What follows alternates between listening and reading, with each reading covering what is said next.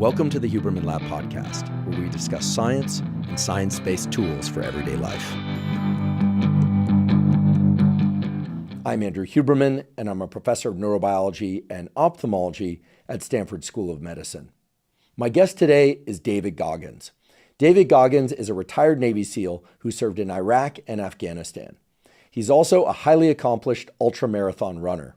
For those of you that don't know, ultramarathons are distances longer than 26 miles, and in David's case, often longer than 200 miles. For his achievements in athletics, he has been inducted into the International Sports Hall of Fame. He also held a Guinness World Record for the most pull-ups completed in 24 hours. I should mention that not only was David a decorated Navy SEAL, but he also graduated from Army Ranger School.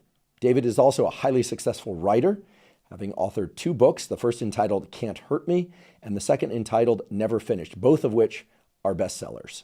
David's books cover many topics, including his autobiographical description of what can only be described as an incredibly challenging child and young adulthood. His home was abusive, his school environment was abusive, he essentially had no positive resources directed his way. And in his 20s, he found himself to be obese, that is more than 300 pounds, working a job he despised for minimal pay. And it was at that point that David began an inner dialogue that forced him to explore the demons born out of his childhood, but also the position that he found himself in as a young man. And then began the journey to navigate that dialogue and transform himself into the Navy SEAL, the ultramarathon runner, the best-selling author, and the extraordinarily positive and influential man that he is today.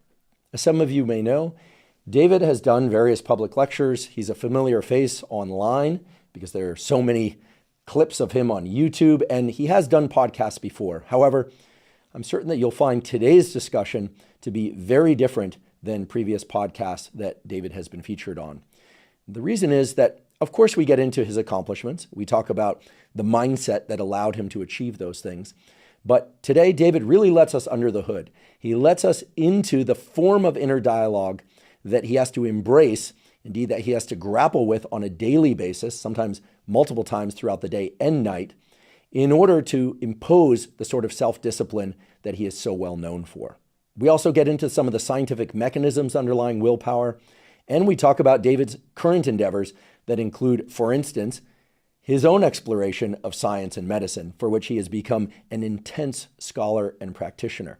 I should mention that multiple times throughout today's discussion, you will hear curse words. Now, David and I both acknowledge that cursing isn't for everybody, and that cursing itself is different than cursing at somebody. Nonetheless, we do realize that many people, parents perhaps especially, might not want to hear cursing. If you don't want to hear cursing, well then this podcast episode is probably not for you. However, if you are comfortable with cursing or if you can tolerate it, I assure you today's discussion is highly worthwhile. Before we begin, I'd like to emphasize that this podcast is separate from my teaching and research roles at Stanford. It is, however, part of my desire and effort to bring zero cost to consumer information about science and science-related tools to the general public. And now for my discussion with David Goggins. David Goggins, welcome. My man, good to see you again, man. Great to see you. It was late 2016, early 2017, I believe, when you were in my lab at Stanford. Yes, sir. We did a little work later that day down in San Jose, and gosh, see you everywhere, but it's not enough. So great to have you here. Thanks for having me on, brother. Yeah. You embody discipline and doing hard things. Right. I think we should just start right off with Let's just go there. The bold truth. But right before we went hot mics, right, we were talking about learning. Right. Right now, you're spending some time learning and doing things that I think most people probably don't typically associate David Goggins with. Right. Why don't you tell us about that? Well, most people just look at me as the guy that runs and yells as he's running. And that's, while I do that, to motivate people, but people don't understand that my day is broken up into segments. I work out, I eat, I sleep, but I spend most of my time studying. So like I'm in the medical world, I'm a paramedic in Canada, but I spend a lot of my time trying to nuke every single thing about it because I'm not trying to just be a paramedic, learn about veins and arteries and how the heart pumps and stuff like that. I'm trying to learn to the point where I can save someone's life. And even though paramedics are doing that all over the world, I'm trying to be that paramedic that can really dissect exactly what's going on and figure out, what medication goes where. Just trying to learn, the algorithm of what's going on, man. So I spend a lot of time with it. I love the word algorithm because when I teach biology or try and learn anything that's related to biology, and especially the human body, right, I need to know the nouns. Yep. But it's the verbs that matter. And that's really what you're talking about. Like just saying that sits there, that brain part there, doesn't tell you how it all works together. No. So what does your process for studying look like? Like if we dropped a camera in the room, but a microphone into your inner dialogue. Right. Gosh, wouldn't we all love that? But if we dropped a microphone into your inner dialogue, are you waking up looking at the books and going, yeah, fresh day, let's learn? Or is some of the same resistance that you've talked about coming up around physical work, is that coming up from time to time? You know what? I was nervous at first. I'm gonna keep I'm gonna keep it real. I'm gonna keep it real. So I'm not a real smart guy. And what I mean by that is I was born with ADD, ADHD. My brain cannot retain information. I'm not some genetic freak when it comes to running, when it comes to lifting weights. I am absolutely the bottom of the barrel. And people will never believe me. And they can just, whatever, believe what you want to believe. So when you ask me this question about what does studying look like for me, I have to go over the same page over and over and over and over again. While Jennifer can look at that page while she's, quizzing me, she'll learn it right then as she doesn't know anything about it. She will quiz herself or quiz me and learn it as she's quizzing me. It's the most frustrating thing in the world how my brain works. So what I do is I literally sit there with a pen and paper and I have my books and I go through and have to write everything down every single day. I will study the same page until it's photographic memory from writing the same thing down. And then from there, I'll go back through and relearn again. So I'll learn the bulk of it. But then I'll go through and learn the small things within that. So if it's a medication, I'll learn what the medication does.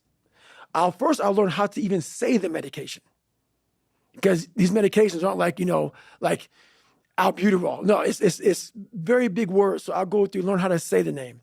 Then I'll go through, learn what the dose is. Then I'll go through, and this is like every single day. So not like, oh, I got it. Let's just go through. No, nothing is I got it. Every single thing. So I can't wait to get in this conversation because everything I do in life, it sucks. Everything I do in life, it sucks. That's why when I was 300 pounds and 24 years old, it wasn't like I had some big epiphany of let's just go be a Navy SEAL and let's lose some weight. No, I knew my entire life was going to be a struggle, which is why I just ignored it. And I said, I'm not even trying to jump off into this shit and learn how to read, how to write, how to memorize, how to become something I am not. But through that process, something happened to me.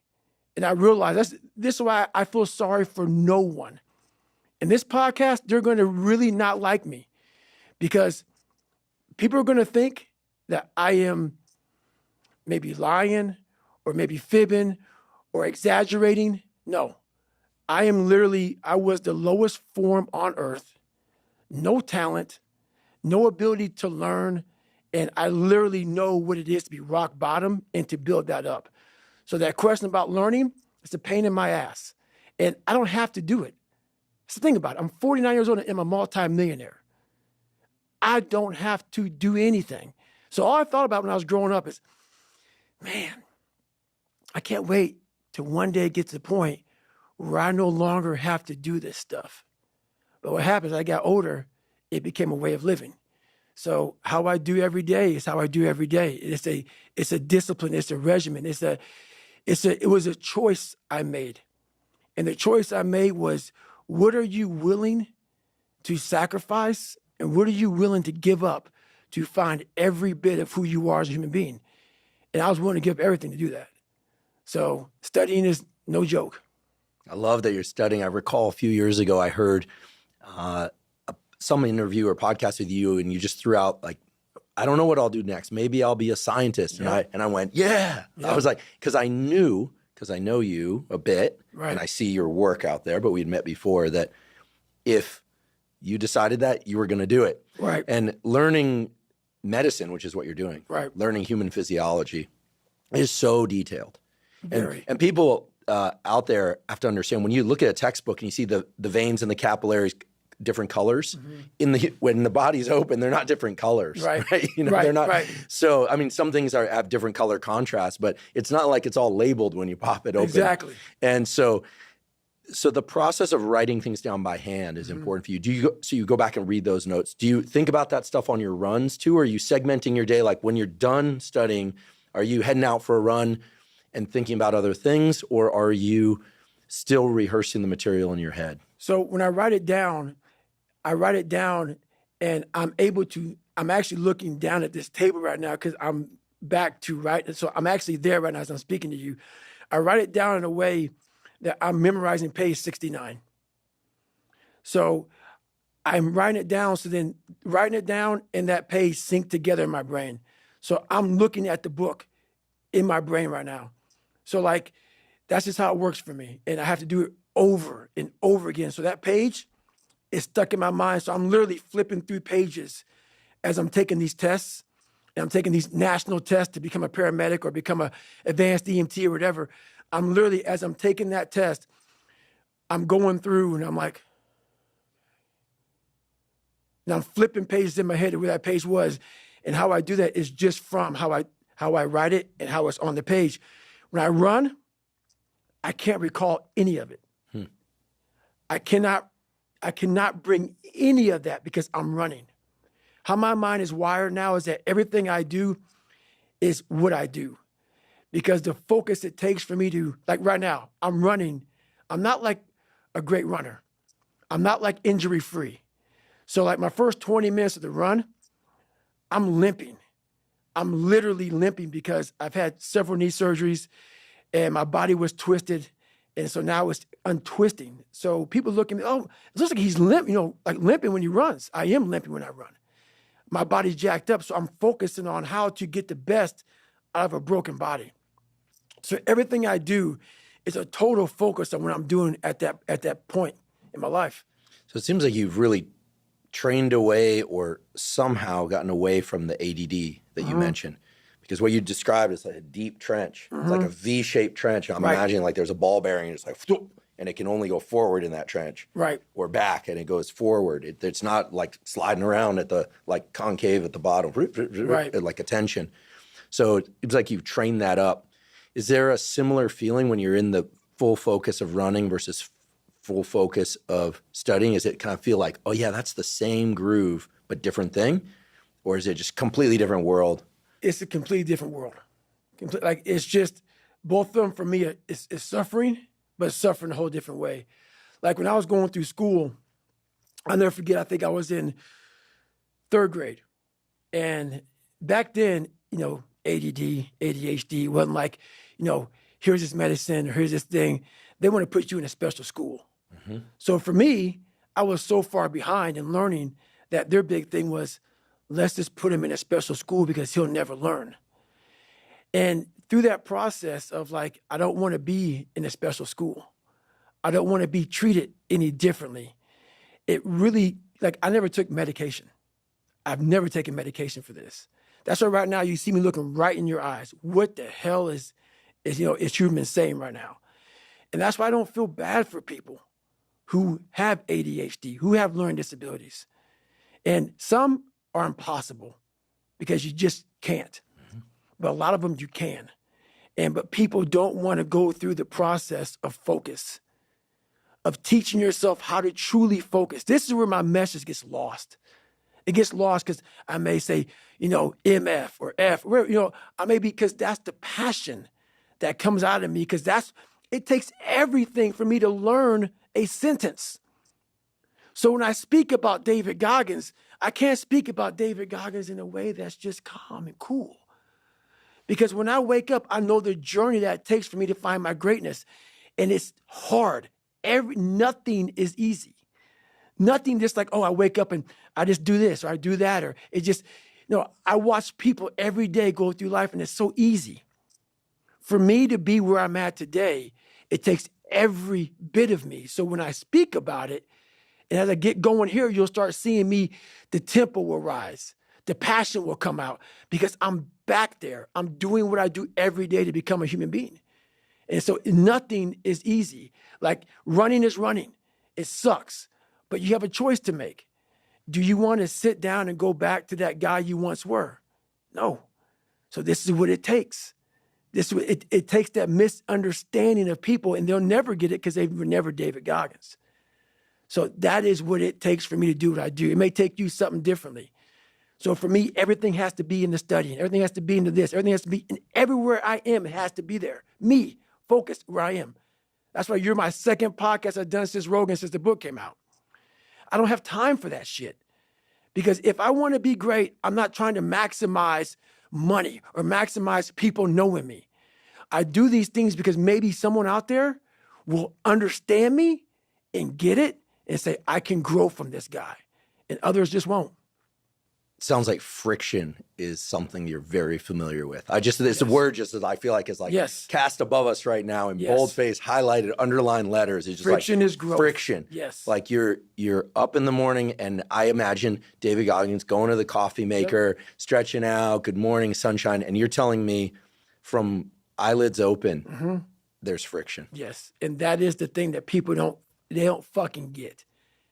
The biggest misunderstanding about David Goggins of all time. It's like, whether you believe in God or not, I do.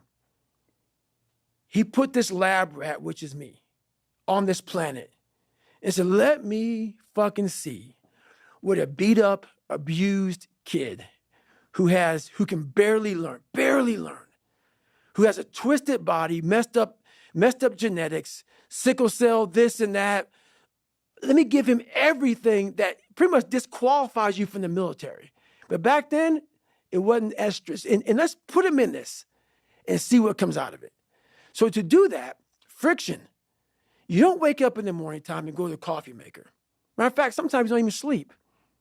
What it requires is when I'm at 2 o'clock it's 2 o'clock in the morning, and my brain is thinking about a fucking drug. And I got to get up and look in my book to see if that drug is how I remember it. And this is every day of my fucking life. That's why when I train a fighter or I train someone, I'm like, you have no fucking idea how great you really are. Because you are using such minimal of what you have. And if people can learn to focus, this is what's possible. While it may not be pretty, like people want to do a documentary on me. I go, no. I don't want you to do a documentary on me. Because I will have normal, everyday people picking me apart. His life is miserable. Who wants to live like that? It's crazy how it's almost like he's sick, he's psychotic. The most frustrating thing in the world for me is when normal people judge a man like myself on what it really takes to extract greatness from nothing. It takes every bit of who you are if you choose that route. If you don't, Merry Christmas, do what you got to do. But yeah, all these things for me, like I told you, man, I'm going to keep it real. I'm not coming here to talk about perform without purpose. Because I go through, when I write these books, I try to dumb down David Goggins. How can I give normal people, and I'm normal, but I found something that most don't want to find. How can I speak to people and give them something from this crazy psychotic brain that I've developed? How can I give them that? So I sit down with Jennifer for years and write down perform without purpose, callous your mind, armor your mind, the cookie jar, the accountability mirror, shit that people can fucking use in their lives. No. I'm glad it helps you, but the barbaric life that I live, that you have to live, the almost obsession that you must have to be great, you can't put that shit in a fucking book, bro. You can't put it in a book. You can't. You can't write about it. It has to be experienced. It has to be experienced. And you can't even after you experience it, to write it in the book, it would seem like he needs to be locked up. Too gory. It's too gory. It doesn't make sense for a guy that every second of the day, he is trying to extract more from something.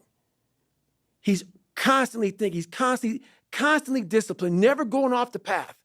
Whatever is injured on him, he figures a way. It's a conqueror's mindset. And very few people, if any, can really understand what that is. Like, I'm almost 50, and I've been this way for almost 30 years. Like, what do you do for fun? You never, these questions, I don't get them. I don't understand them. So yeah. I get asked that sometimes. What do you for fun? I start listing off all this stuff like podcasting, reading, right. Working out. Right. You know? But so some of that resonates, but I think what's so truly unusual about what you're describing, your process, is that, from go, it's hard. Yep. And I have to ask, was being 300 pounds, having I'm using the words you've described. No, do it. You've said it before. You had a tendency at one point in your life early on, tell lies, try and get people's approval. Lie my ass off.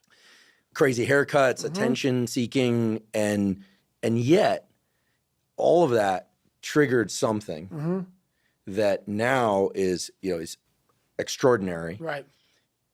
Do you think those hardships were necessary to flip the switch?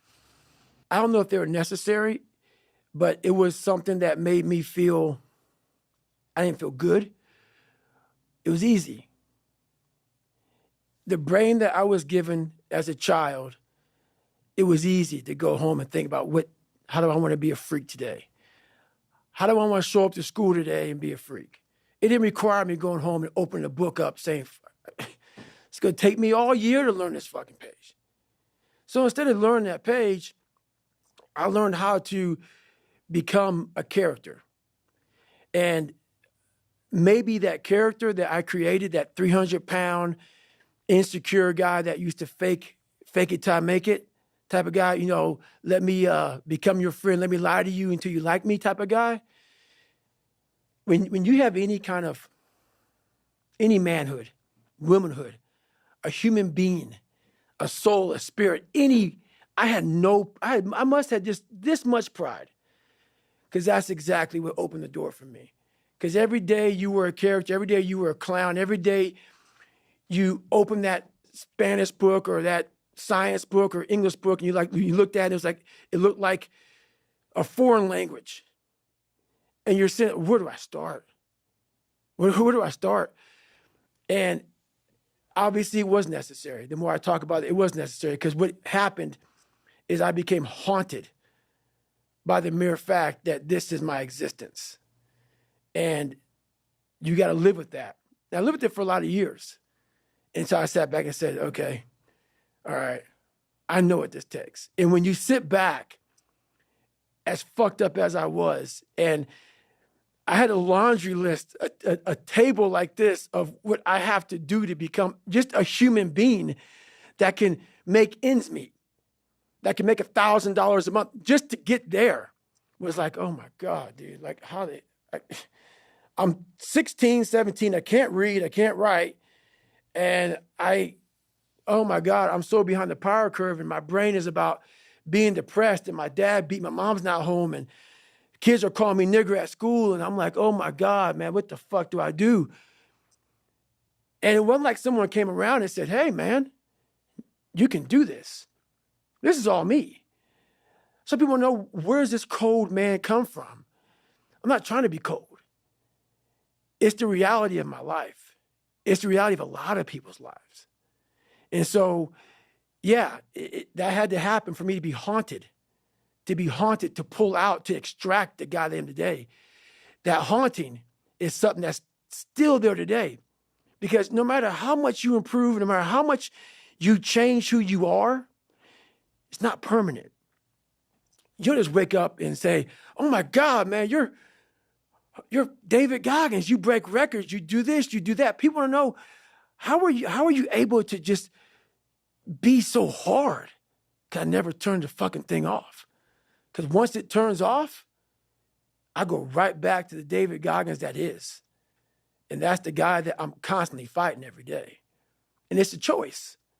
And that choice makes you misunderstood. It makes you crazy. That's why I hate fucking social media. In 2013, people wanted me to write my book. I did it in 2018. It took 5 years. And the reason why I didn't do it, I sat at a table and Jennifer was there. This is before she started working for me. I started dating her, whatever. And all these people were there. And they're like, man, you got to go on social media. And I was like, fuck you, man. Like, I'm not, it's poison. It's poison because I knew what I did to get where I am. And I'm going to have these people, these normal, everyday people, fat, lazy, exactly who I was, judging me. Because I know it, because I was once them. All my hard work, all my dedication, I'm going to have some normal dude get his little brownie, his little ding-dong, ho-ho Twinkie, sit there with his coffee, picking me apart. Oh, he must be unhappy. He's just, do you know how hard it is to put these shoes on every damn morning? And I'm going to have you pick me apart? So, yeah, there's so much that goes into this that I was like, fuck this. I never want anything to do with it. So, anyway. I'm not a psychologist, but knowing your story from what you've written, what you've said on social media and elsewhere, podcasts, and here now especially, it's amazing to me. And frankly, it pulls at my heartstrings a little bit. I realize that's not what you're trying to do, but that in the course of your childhood and in your young adulthood, that no one ever got between you and the world. No. I forget where I heard it, that like if a kid has just one person that believes in them, you know, and I had my trials and tribulations, but I had great coaches, great mentors. I attached to them. I found them if they didn't necessarily find me. But I'm realizing that your situation was no one's ever said, hey, I'm going to stand here next to you or get in front of you, put a shield up.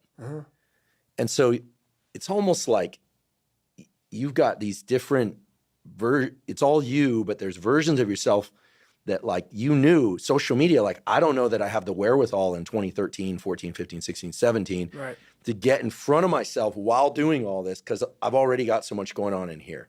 Is that about right? That is right, but I had developed a lot of anger and I still have it. And it will never go away for the normal human beings of this world. Because when you put yourself in the sewer like I was in, and please, if someone saved me, come out and announce it to the world. There's no one. There's no one. So when you know that, and then I'm sitting at a table with all these smart people who are telling me what to do and shit and guiding me through my life now, when I'm 40 fucking years old, you know, I don't know, 40 something years old, now I'm 49. And I'm looking at them all, and they're now trying to guide me on what's right, on this poison. And so, yeah, what you say is right, but for me, it was more of, I know now. I don't need you to guide my future. I know what's good for me and what's bad for me.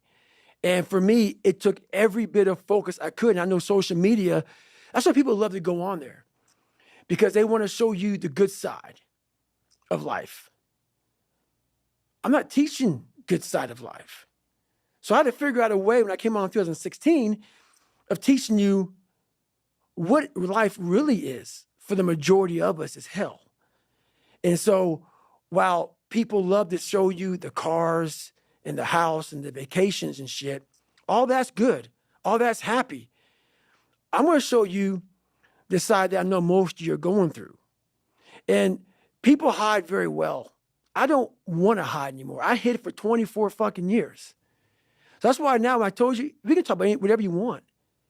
Because as human beings, the first thing we have to learn, I also stuttered real bad growing up. So if you hear me stutter every now and then, it's because that was part of my life also. So it's funny, human beings want to show you the best side, and they want to hide the worst side. For me, I'm going to teach you how to be vulnerable, because that's the only way you fix yourself. You don't fix yourself by coming out here and me selling you some fucking books. That's why I don't have them. I forgot them. I'm glad people got something from the book. I want you to learn that the only way you grow is how to look at yourself and say, okay, like I did, table longer than this. What the fuck I have to do to get somewhere? There was nothing good on there. Nothing. Yeah, I love playing basketball. I left that out. That's something I love to do. I don't care about that. That didn't make the fucking list. Because the list that I had to live by was the very list that was to get me at this table with you, to talk to you, to the normal human beings which I once was, about how you can get somewhere and how it looks. It looks very ugly. There's no fucking passion. There's no fucking motivation. There's no, oh my God, man, no. It's every day of your life just doing. No passion, no discipline, no motivation. Yeah, all these words, I hate that so many people fucking use these words now because it's watered. It's someone sitting in the room by themselves and they figure themselves out and say, God, this is going to fucking suck. Where's passion when you're 300 pounds? Where's the motivation when you can't read and write? Where is it? So how did this happen? I just fucking did. I just did. I said, maybe at the end of this journey, there'll be something there for me. If not, I can read. If not, I'm 185 fucking pounds. There was no magic potion. There's no, oh, let me wake up and look at some shit. No. All those words are overused. They're bullshit. It's all bullshit. Just do. You're living. How do you want to live? How do you want to die? How do you want to fucking be remembered? That's it. That's it. Period. The word haunted is ringing in my head. Yep. I think it's such a powerful word. Yep.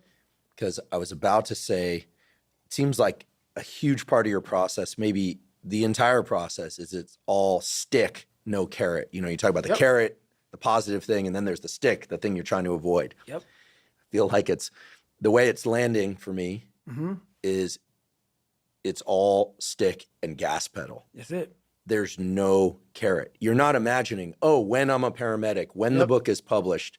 And obviously you set those goals and you make those targets. Yep. But it's all stick. All stick. No carrot. Think about that. I'm waking up right now studying like I have a test tomorrow. I already passed the fucking test. Think about that. Every day of my life. That's what I must do just to retain what I learned. 4 hours plus a day, I go through and do that. There's no stick, or there's only a stick. There's never been a carrot, which is why when I speak to people, I have to figure out a way to resonate with them. Because all I want to say to them is, let me teach you the real life, how it really is. The reason why you're a loser, and the reason why you're not fucking making it, and the reason why you're trying to go to I go to all these fucking conventions, speak all the fucking time.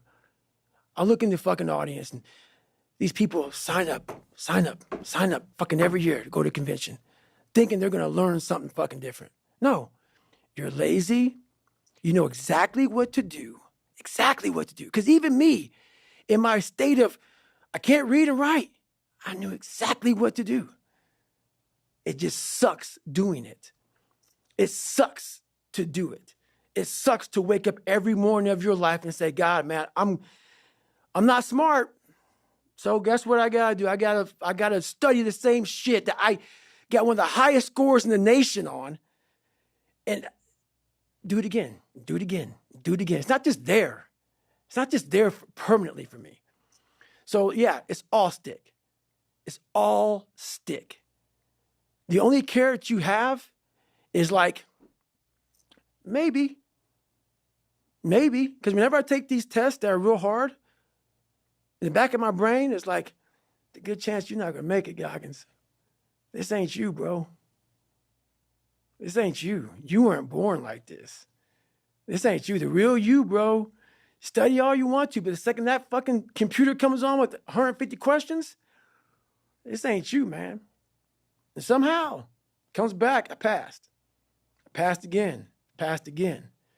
But that real me back here every fucking time is saying, that ain't you, bro. That ain't you. And I have to outwork that voice. When I'm taking that test and I get to a question, I don't fucking know the answer. I'm like, fuck, man. And then say, I told you, man, that ain't you. You're 300 pounds, man. You sit at home, you figure out how to do your hair. That's what you do. How to come to school with the reverse baldness when you're 16. That's you. So there is no get out of jail free card. This is why I say stay hard. Because when you weren't given the gifts, the only thing you can do in life is stay hard.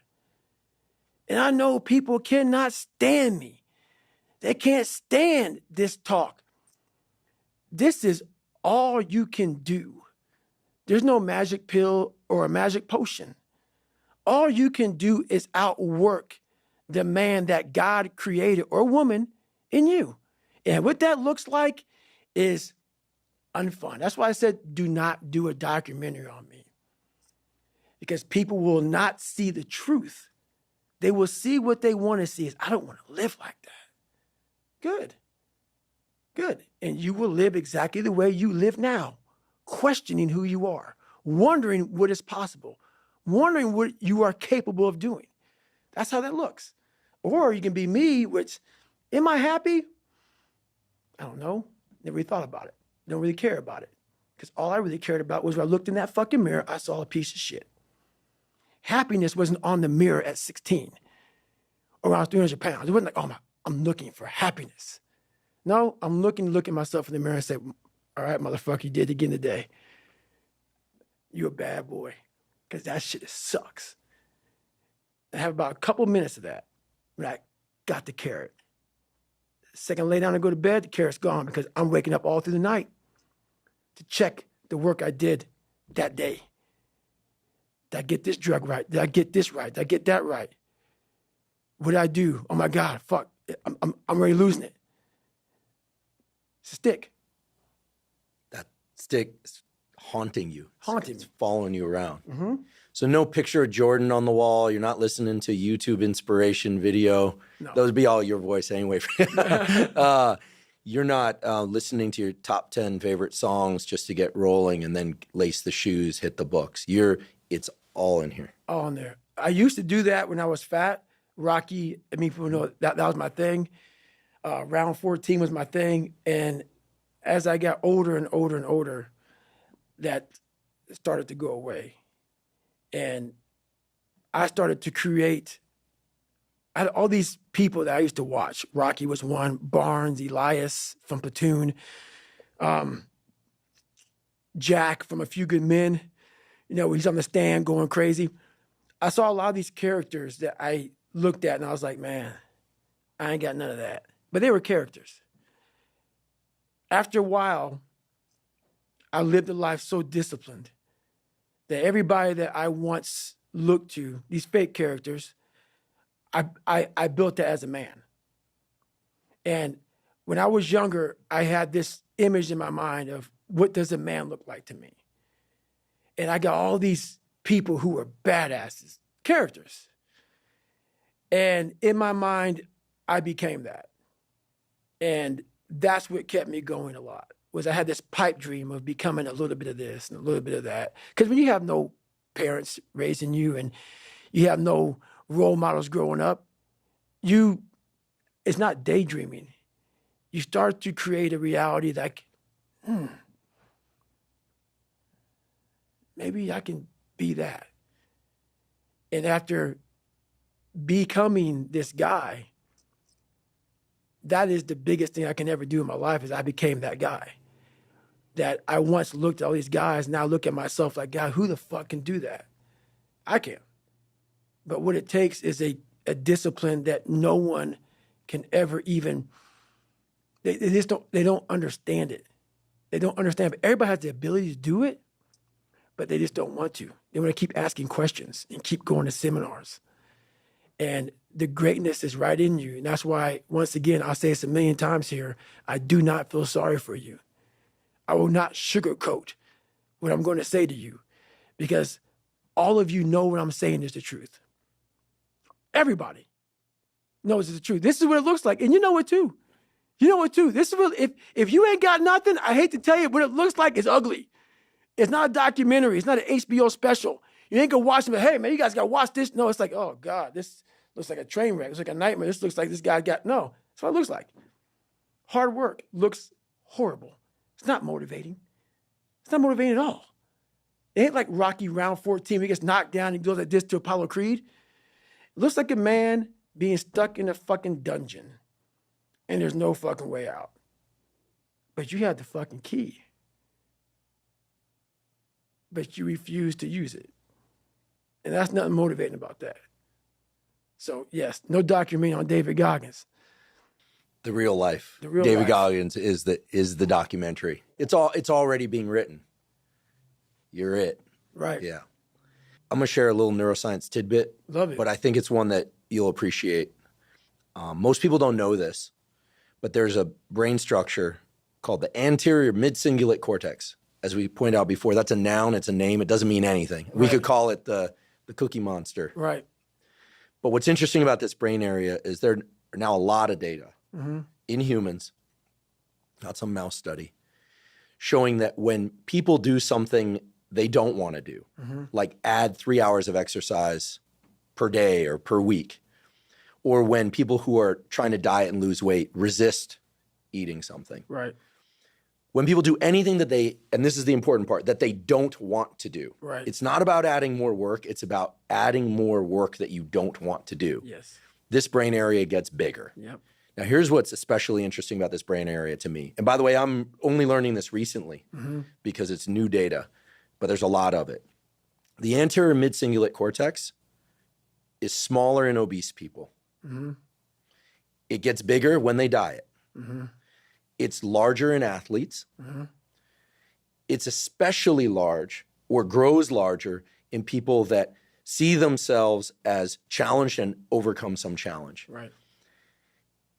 And in people that live a very long time, this area keeps its size. In many ways, scientists are starting to think of the anterior mid-cingulate cortex not just as one of the seats of willpower, Right.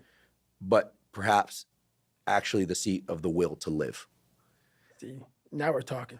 And when I learned about the anterior mid-cingulate cortex, I was like almost out of my seat. And I've been in the neuroscience game since I was 20. Now we're the we're same talking. age. And I was so pumped because I've heard of the amygdala, fear, prefrontal cortex, it's planning and action.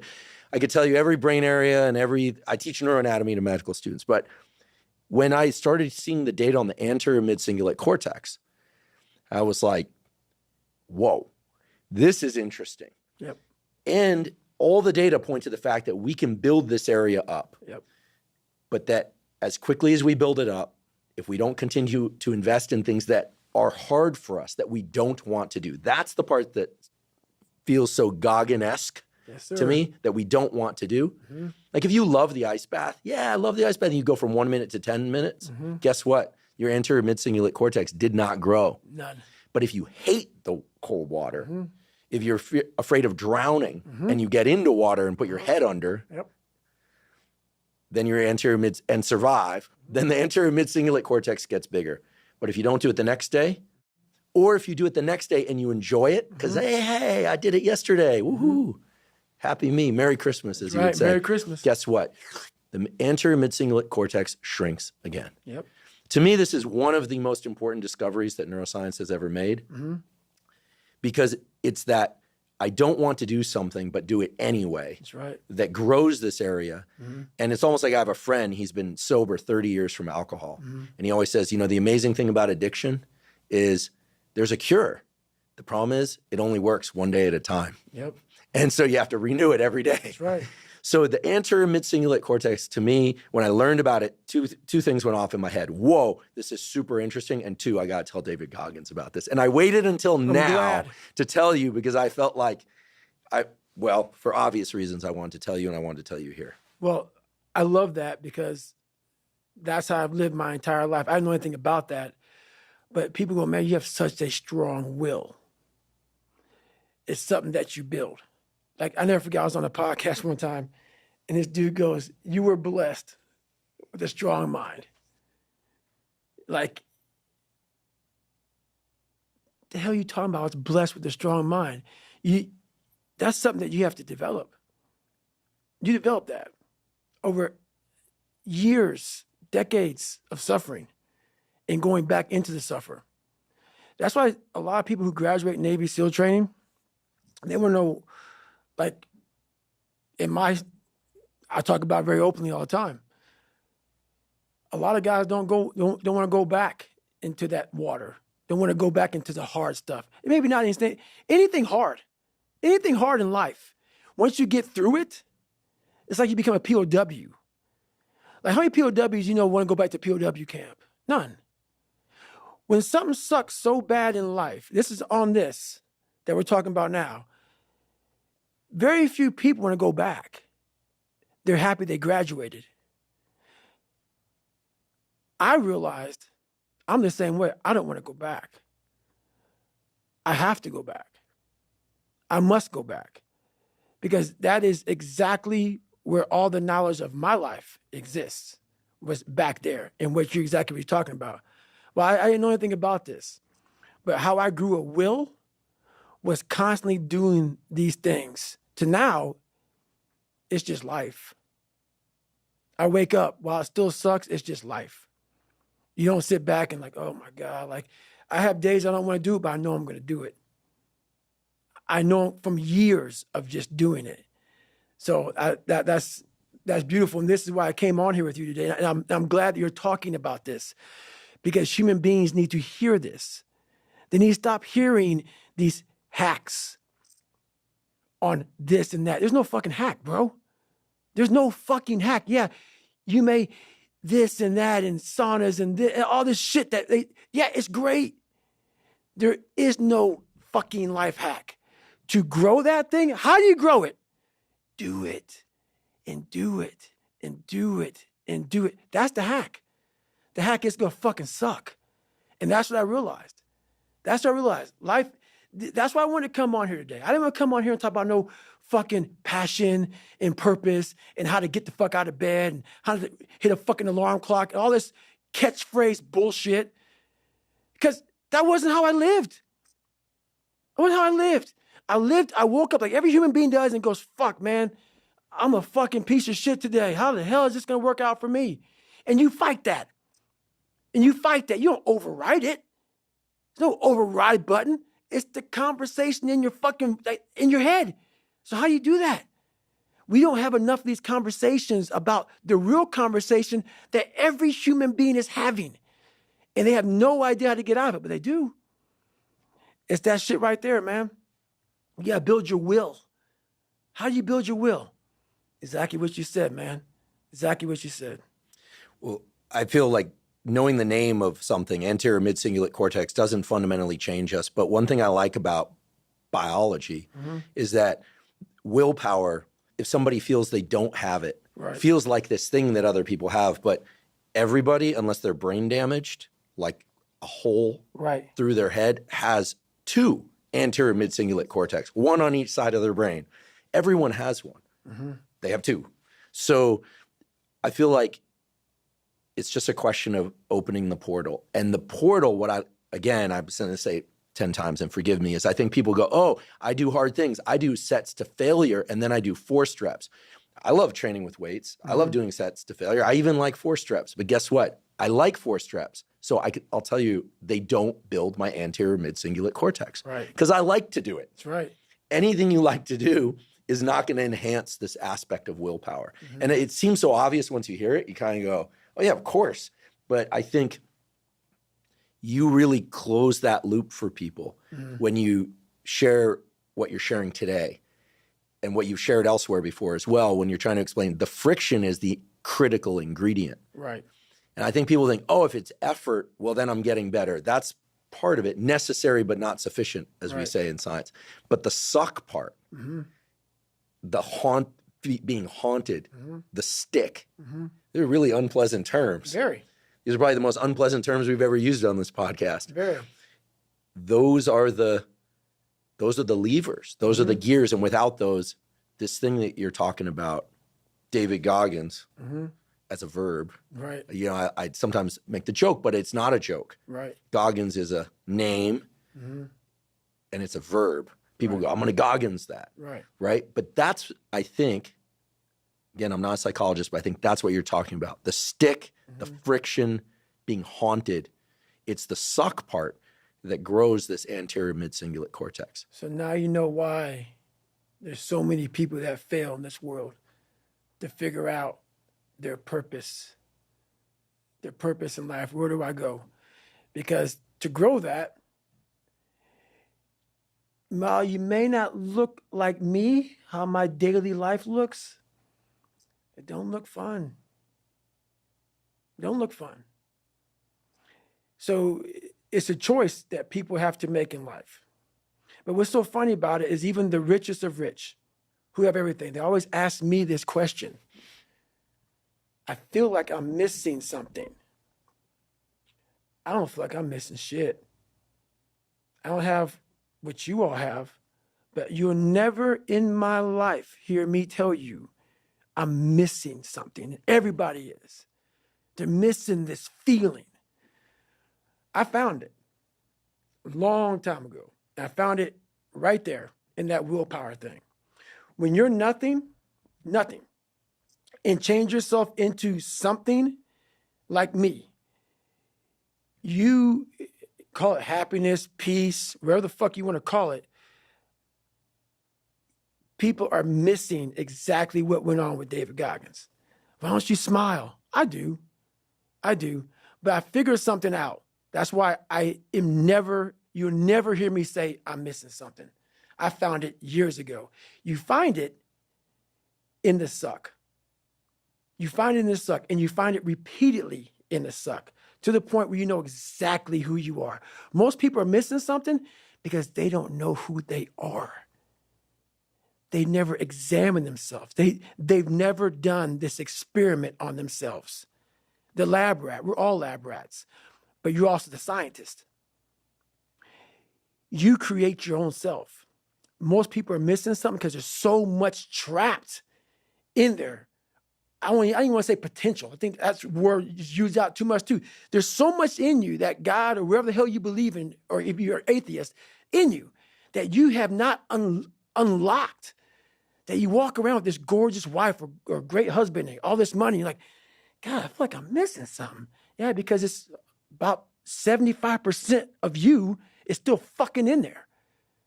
Still chained up because you just didn't want to find your willpower.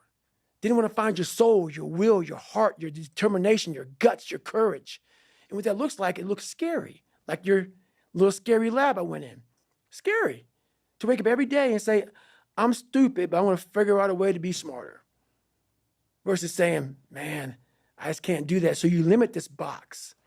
So your box becomes so small of things you can do. My box wasn't even a box. It was a fucking little pinhole. And then through examining myself, getting some willpower, some courage, it became bigger than this table. But that's what we all do. That's why I wanted to come here today and talk to you about real shit. Not no fucking like hacks. There's no hacks, bro. It's you against you. You against you. And if you misunderstand that, you have a real problem. Real problem. I can understand you misunderstand me running down the street, shirt off, fuck this, yeah. I can get it. I get it. If you misunderstand what I'm saying right now today, the problem is you. And you don't want to fix it. Well, the children of wealthy people are a case study in how not having enough friction can destroy a life. True statement.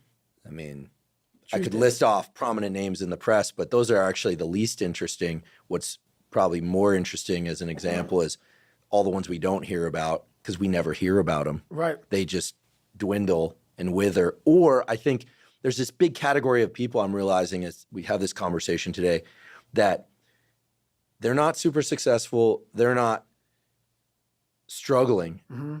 They're like successful enough that they never have to. You can get to the point where you don't have to impose friction. You even said it. Right. Your bank account is in a place where you don't really need to do all the things you do, probably not even a small fraction of them. Do nothing. Right. But you realize the stick and being haunted is the fuel and the engine. Right. And you'd be truly crazy to give that up. because you've internalized all that. Right. But most people, they're good enough Yep. for them. Yep. And so they don't actually want to be better badly enough in order to start going rung after rung. You know? Well, think about when you build willpower, and think about how much I've built. Now that you know about this, I didn't know about this, but think about how much I've built. Everything I've ever done in my life, I didn't want to do. Everything, every day. I'm a lazy piece of shit. And I'm one of the hardest working people that ever stepped foot on this planet Earth. And I'm saying that very proudly because I know what I do. It's not cocky. I'll tell you I'm stupid. And I'll also tell you the exact opposite of what I've done. It's the truth. It is the truth. So imagine how much I've developed in that time frame. But it's the scary thing. Why most people don't want to do that, build that willpower, is because it is scary. It unlocks a whole bunch of things about who you are and who you're not. And a lot of people don't want to go down that journey to discover who they are and who they're not. Because it's not a pretty journey. I mean, I've gone down it. It's not like I went down it once. I go down it all the time. And when you unlock that, and you can't just turn it off. Like people say, hey, well, how come you haven't retired yet? I built all this willpower. Do you think it's going to let me just retire because my knees hurt? It's telling me every morning, I wake up like, man, my knees hurt, my legs hurt, my body hurts, but you can still run. So why aren't you running? If you can still run, there'll be a time when you can't lace them up anymore, but you can still run. So I still run. When the time comes I can't run, the body will say, you just can't run. But if I can still do something, that willpower that I have created, it makes me do it every fucking day. And that's what they don't get. What builds a human being is you start with the small building blocks. And before you know it, man, you become something that it doesn't even make sense to most people because it's just who you are now. That's why I can still run at 50 at 49 with broke down knees and broke down body, because my body knows you still can. Therefore, I do. Second you stop, the willpower is gone. And that's beautiful. I'm so glad you brought that to me because I always wonder, what's this separation thing now? At 24 years old, I started building something that I didn't even know was going to be what it is now at 49. And that's all it was just that. This structure, anterior mid-cingulate cortex, has inputs and outputs from a bunch of places, but you'll probably not be surprised to learn that it's strongly activated when we move our body, when we don't want to move our body. I feel like it's like the David Goggins structure, right? It really is. It is. And it also has strong connections to the dopamine reward pathway. And everyone goes, yay, dopamine reward. Everyone loves dopamine. I'm partially responsible for people knowing a bit more about dopamine, but dopamine's badly understood. Everyone thinks dopamine hits, it's about reward. It's about motivation and drive. And there are pain inputs to the dopamine centers of the brain. No one talks about that. Everyone's like, oh, you want the chocolate, chocolate, sex, cocaine, all that. Yeah, that's all true. Right. You release dopamine. Pain releases dopamine. The anterior mid-cingulate cortex can trigger the release of dopamine in response to this thing that we're calling friction. And that's a learned thing. That's something that no animal or human being comes into the world learning. We all are averse to pain and like pleasure, like sugar, fat, don't like hot surfaces. Right. But this is a structure that learns. It has neuroplasticity, the ability to change throughout the entire lifespan. And here's the part that I think, again, this is just nerd speak for what you already know and have done and exemplify, is that people say, oh, it has plasticity, you can change it. But guess what? It has plasticity in both directions. It can grow, but just as easily as it can grow, it's like silly putty, it can shrink. Right. So it requires constant upkeep. Right. And that answer isn't one that people are going to like. Nope. They're like, give me the energy drink, give me the supplement, give me the sauna protocol that's going to make my anterior mid-cingulate cortex. Someone out there right now is going, wait, if I took transcranial magnetic stimulation and I stimulate, you'd probably, actually they've done that. They've stuck a little wire during neurosurgery into this structure. this is actually discovered by a colleague of mine, Joe Parvizi, stimulate, and the patients go, I feel like there's a storm coming. And they go, oh, is it scary? And they go, no, I want to go through it.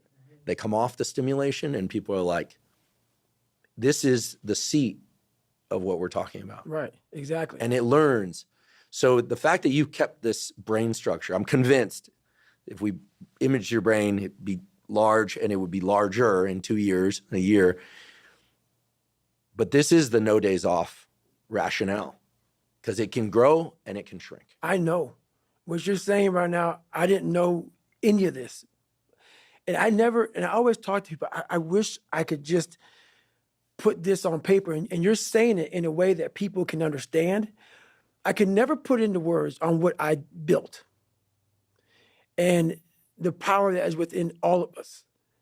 But you put it so like in a scientific way. Most people, like for me, he's just crazy.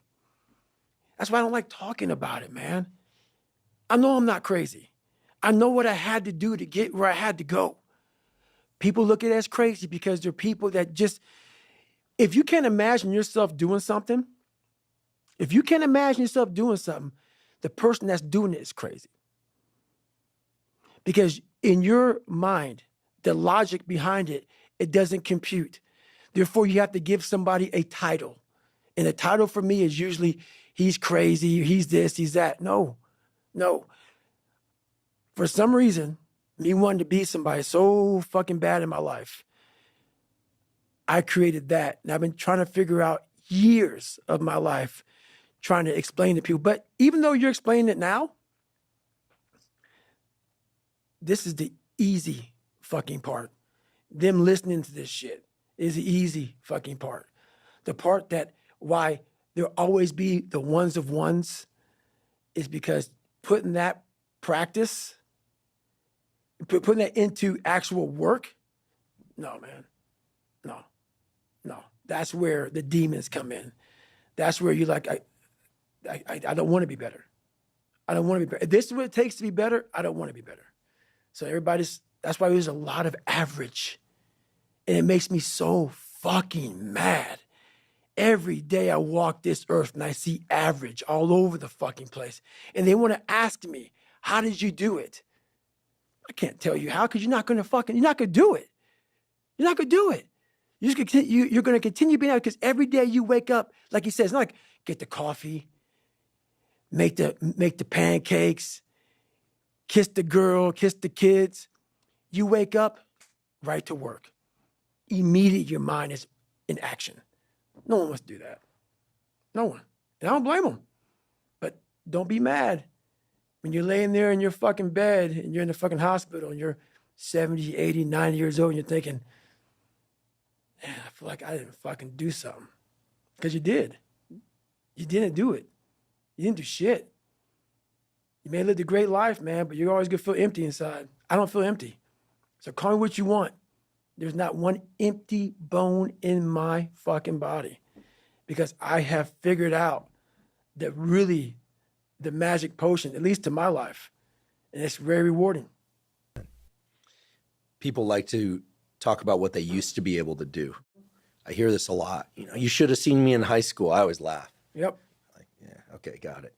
And it's not just guys. You should have seen me working out in high school. I was super fit. People will look back to a time where they felt like they were capable of something and now they're not. Mm-hmm.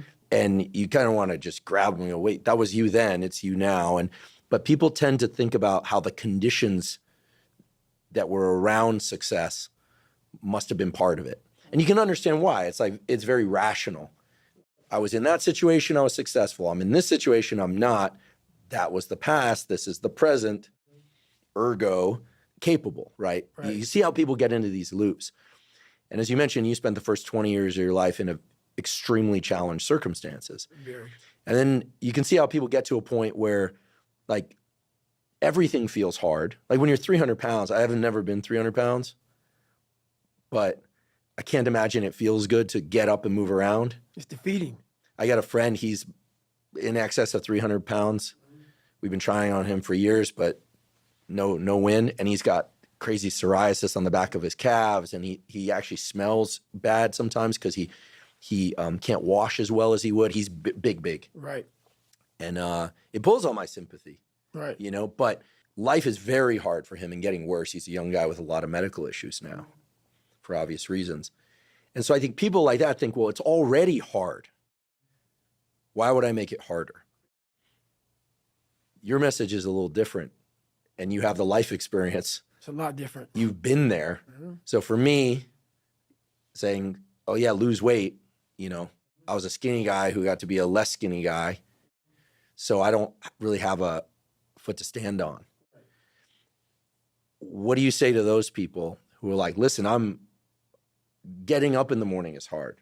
Trying to not dissolve into a puddle of my own tears and my own misery is hard. You know why people connect with my book so well? For some reason, God put me in almost every fucked up situation on the planet Earth.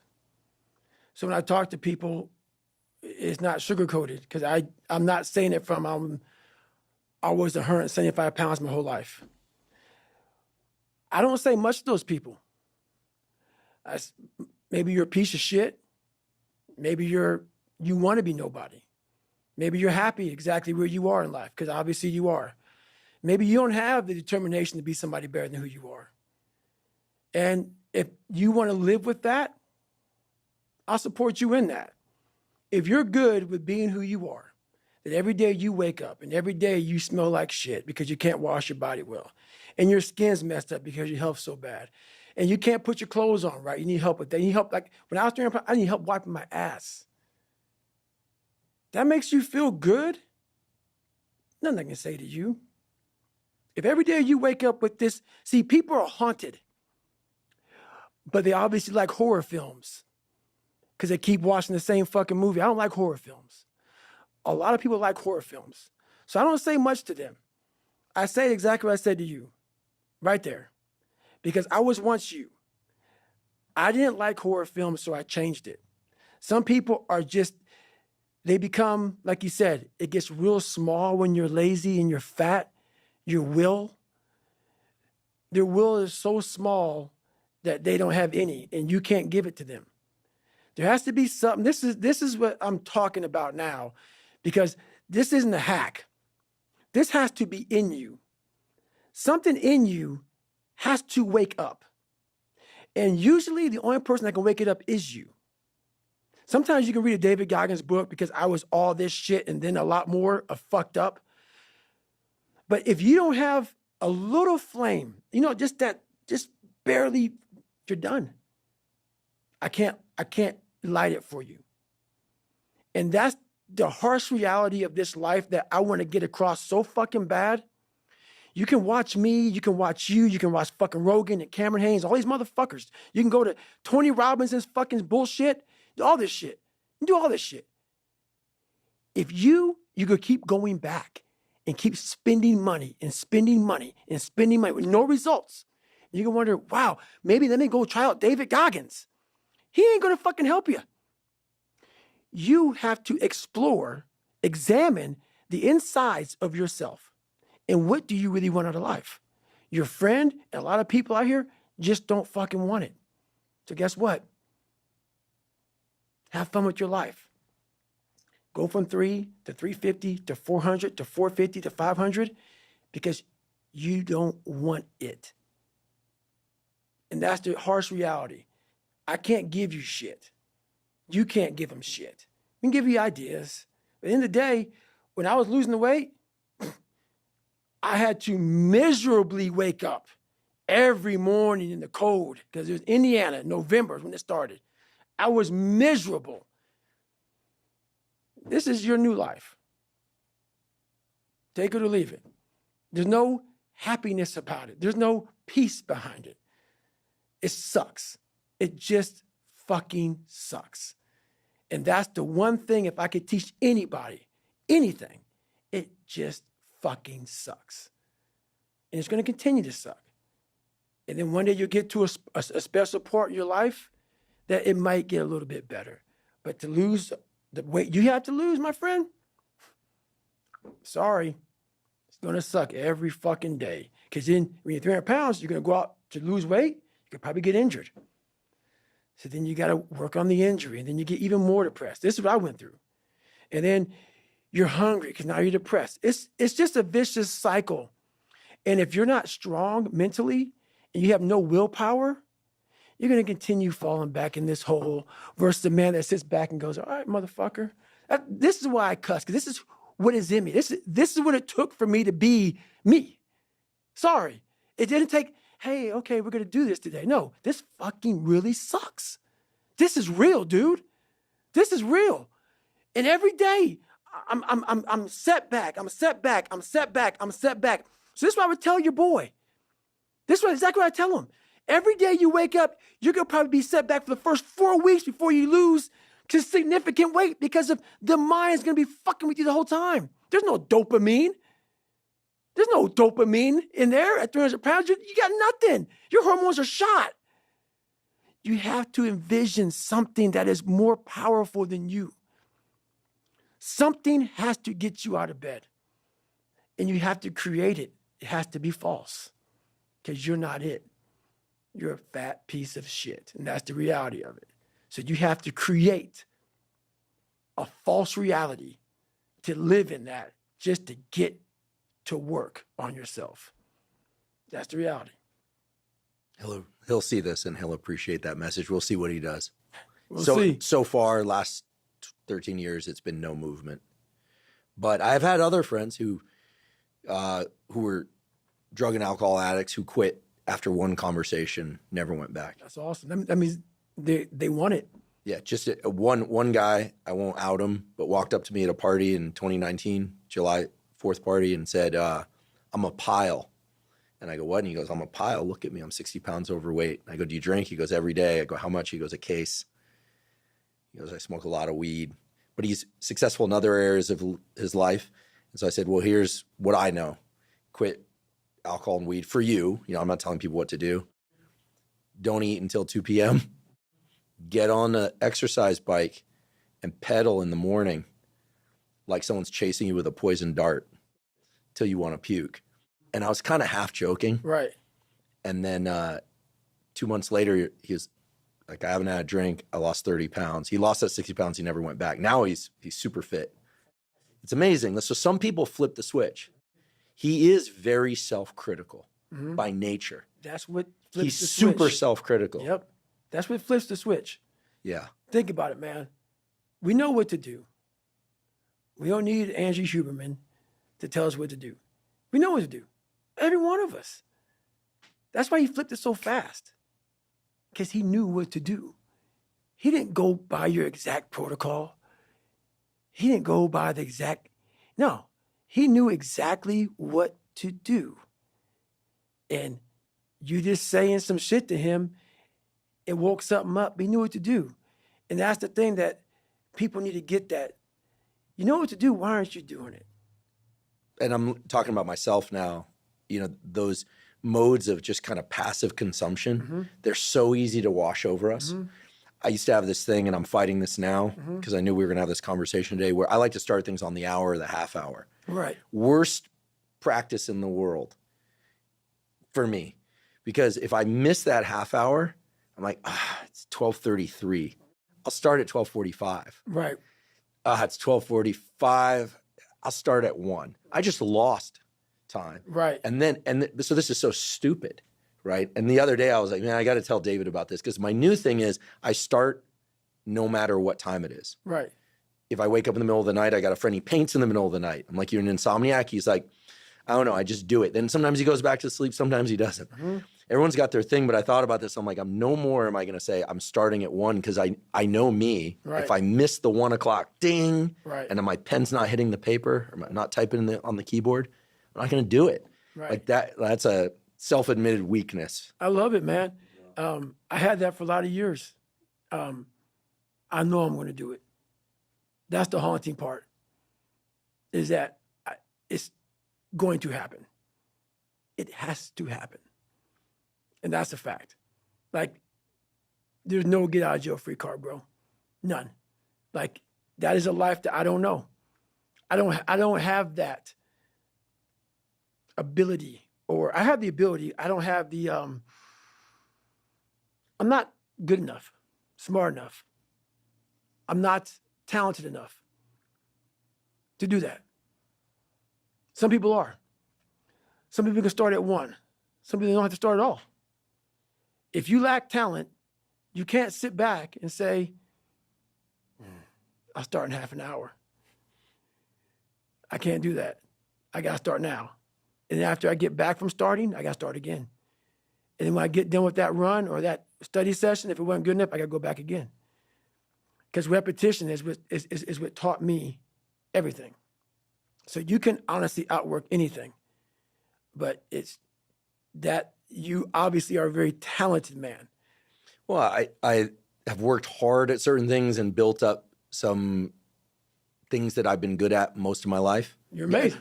Gathering, Truly. Organizing, and disseminating information, something I've been doing since I was a little kid. I used to give lectures at school on Monday about stuff I learned over the weekend. See, check that out. But they took me to a psychiatrist. We're the same age. Back then, if you got sent to a psychiatrist, it meant people thought you were crazy. I wasn't one. Yeah, exactly. I wasn't one. Exactly. So I remember feeling like a freak. I didn't have a stutter, but I had a grunting tic. It comes back when I'm tired. And the only thing that helped that was hitting my head on something, shaking my head, which is why skateboarding was good, because I'd slam and I'd feel like, feel good. But that's not healthy. That's not good. Or just work is what gets it out. It's like a RPM or high, Anyway, that's me. But yeah, I think certain things over time, I feel like talent or gifts or whatever you want to call them, but there are many things that are exceedingly difficult for me. And I have learned from your example. I know that you are very both humble and very clear that like you're not going to get it by examining you, but I think the way you're sharing today and the way you shared on other podcasts before, there are pieces that really help people feel into the process of what you're talking about. Today, we're elaborating on it, I think, a lot. This notion of being haunted and the stick. Right. I mean, of course, now it makes so much sense why you don't want to talk about sleep or rest or recovery, because that's important. I've heard you say, yes, you sleep, yes, you eat, yes, you hydrate, yes, you'll stretch your psoas or whatever. But it's funny how that becomes the viral message. That's why I said fuck that today. But that's not the unique message that you carry. Like anyone can talk about that. So do I have that right, that you're acknowledging sleep is important, recovery is important, yes, but that's not what you're about? You have to forgo something. Yes, ice baths, saunas, sleep, nutrition, all this shit's so fucking important, dude. I don't have time for some of it. To extract what I had to extract, something had to give. Like you talk about you when you were younger, you would give these speeches and stuff. The same age you were giving speeches, I was trying to figure out how to say the without stuttering. And I realized as I got older that all these things are important. But for me to stop stuttering, I got to build fucking confidence.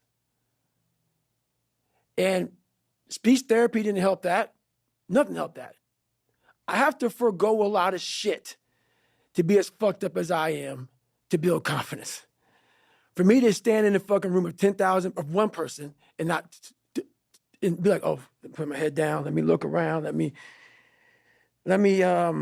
read these paragraphs first, and then before I read the paragraphs, because they're calling me next, let me just leave the room kind of stutter.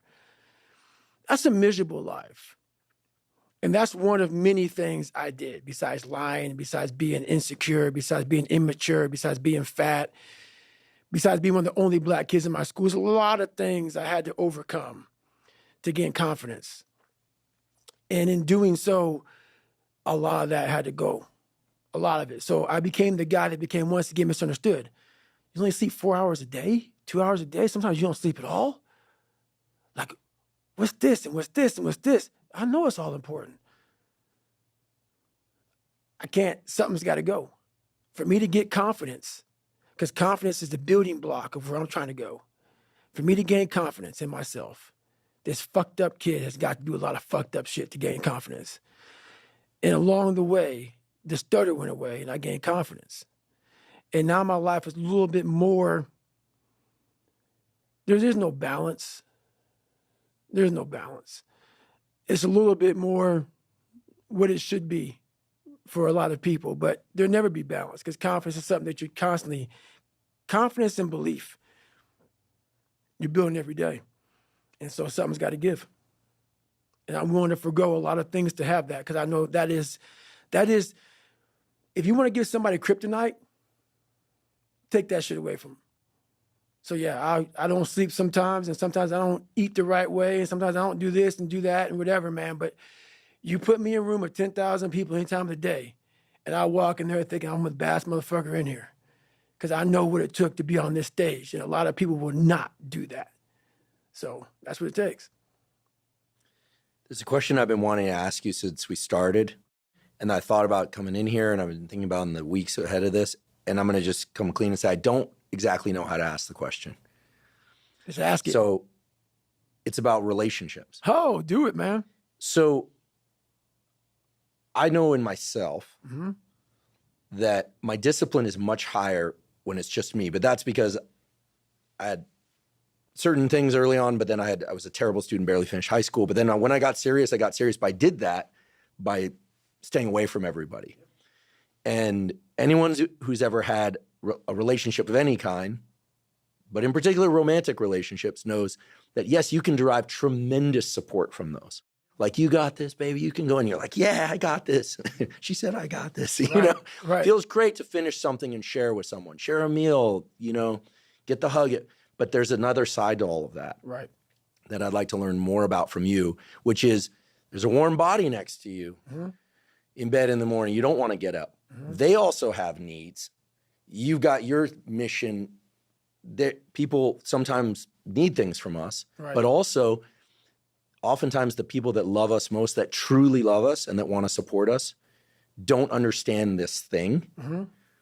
And they're the first people to tell us, like, listen, take a day off. And then this whole cycle, at least in my head, goes off like, you just want a vacation. And then it's almost like a paranoia. I'm not saying anything nice about myself right now. Right. All good, man. Former girlfriends are going to be like, yeah, like, you know, that they remember. And so support of people close to you is critical. This could be friends, could be romantic partners, whatever. But they're also, the knife cuts both ways. It can be the thing that can really undermine this thing that you're talking about, because the people that care about us also want to see us comfortable. They want to see us happy. They want to see us peaceful. They want to see us wake up from a great night's sleep, and they want things too. So how do you untangle that whole bit? Well, it's funny, man. I'm unbalanced, but I'm mostly unbalanced towards the family side. People don't get about me. I start being unbalanced. I get all my stuff in. But what I do is I make sure that my family has everything they need. Everything they need. Those who want to be part of my family. Some don't. Some family members don't want to be part of David Goggins. I get it. I got it. That's life. Those who are part of my family, I give them everything they need so they can leave me the fuck alone. I make sure you're happy as fuck because I got to go to work. And I don't mean smoke jumping. I don't mean running. I mean all of it. It takes I can't have you in my fucking shit. Can't. So I know for me to have a family, I got to make sure that you realize I'm going to give you everything you need. So when you start bitching at me, I'm going to say, look, hang on. I dedicated my life to give you everything you need. I need this time right here for me to be the best I can be, because this journey started without anybody. And I make sure everybody knows that who comes in my life. I've been left, think about it.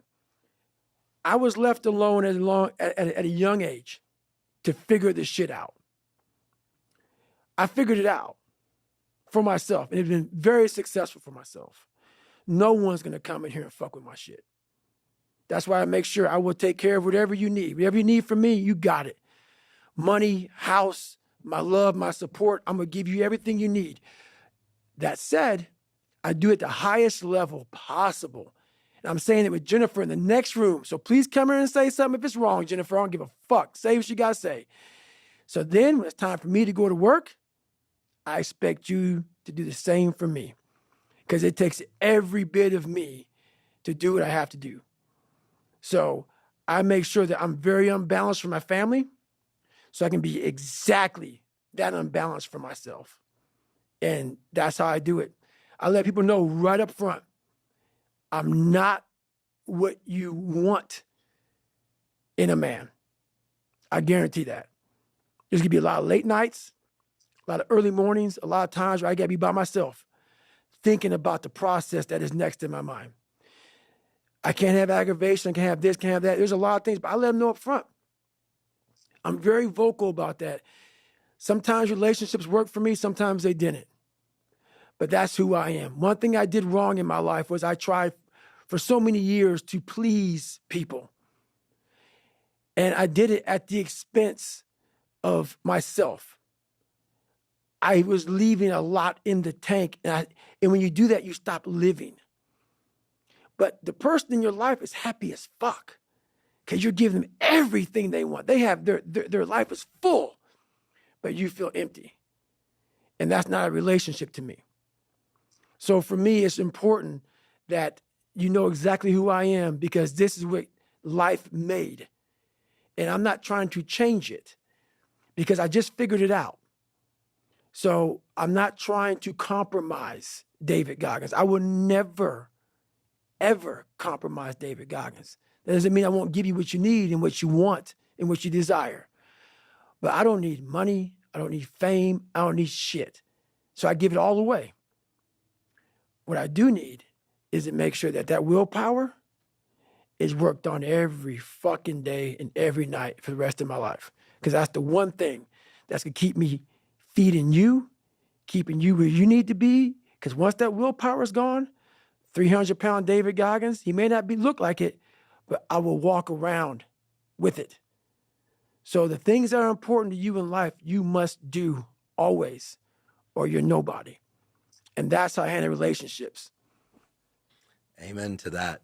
Something I could personally work on is that upfront, clear communication, because it resonates, that feeling of like there's something inside that's not getting worked out that when I'm on my own, it's a lot easier. But then of course, wanting relationships and family, I think that's a healthy part of being human too. And obviously you've worked it out. So I appreciate you sharing that. I don't think I've ever heard you talk about it people that are way scared before. Of that, man. People are scared of that conversation with their wife, husband, girlfriend, boyfriend. But why are you scared of it?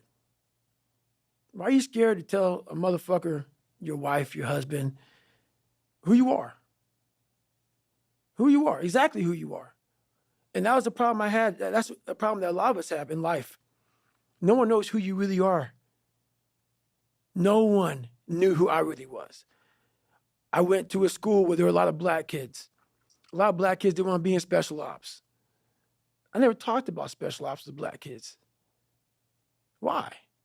I was wondering I'm not going to fit in. That's not what they do. A lot of black kids don't do that kind of shit. So whatever I wanted to do, no one really knew the real me growing up because I never want anybody to know the real me. I was always afraid of what you might say or how you're going to feel or whatever. You got feelings. You have a life that you have to live. So it's important that whatever's on your mind, you let that person know. Therefore, you're giving them the option to be with you or not. This is who I am. If you don't like it, that's good, man. I got it. But this is David Goggins. So there's that honest conversation is very important, man. So everybody knows where they stand. That person may not be for you. And that's all good. This world could use a lot more of that upfront, completely honest conversation. I feel like so much of the world's problems are because everyone's dancing around these issues. It takes a lot. Recently in the news, seeing people losing their job because they won't say something publicly. You can tell they kind of want it. It's like, and people just, I think deep down really crave the direct message. Like, what are you about? What are you not about? But I think now everyone's afraid of getting canceled.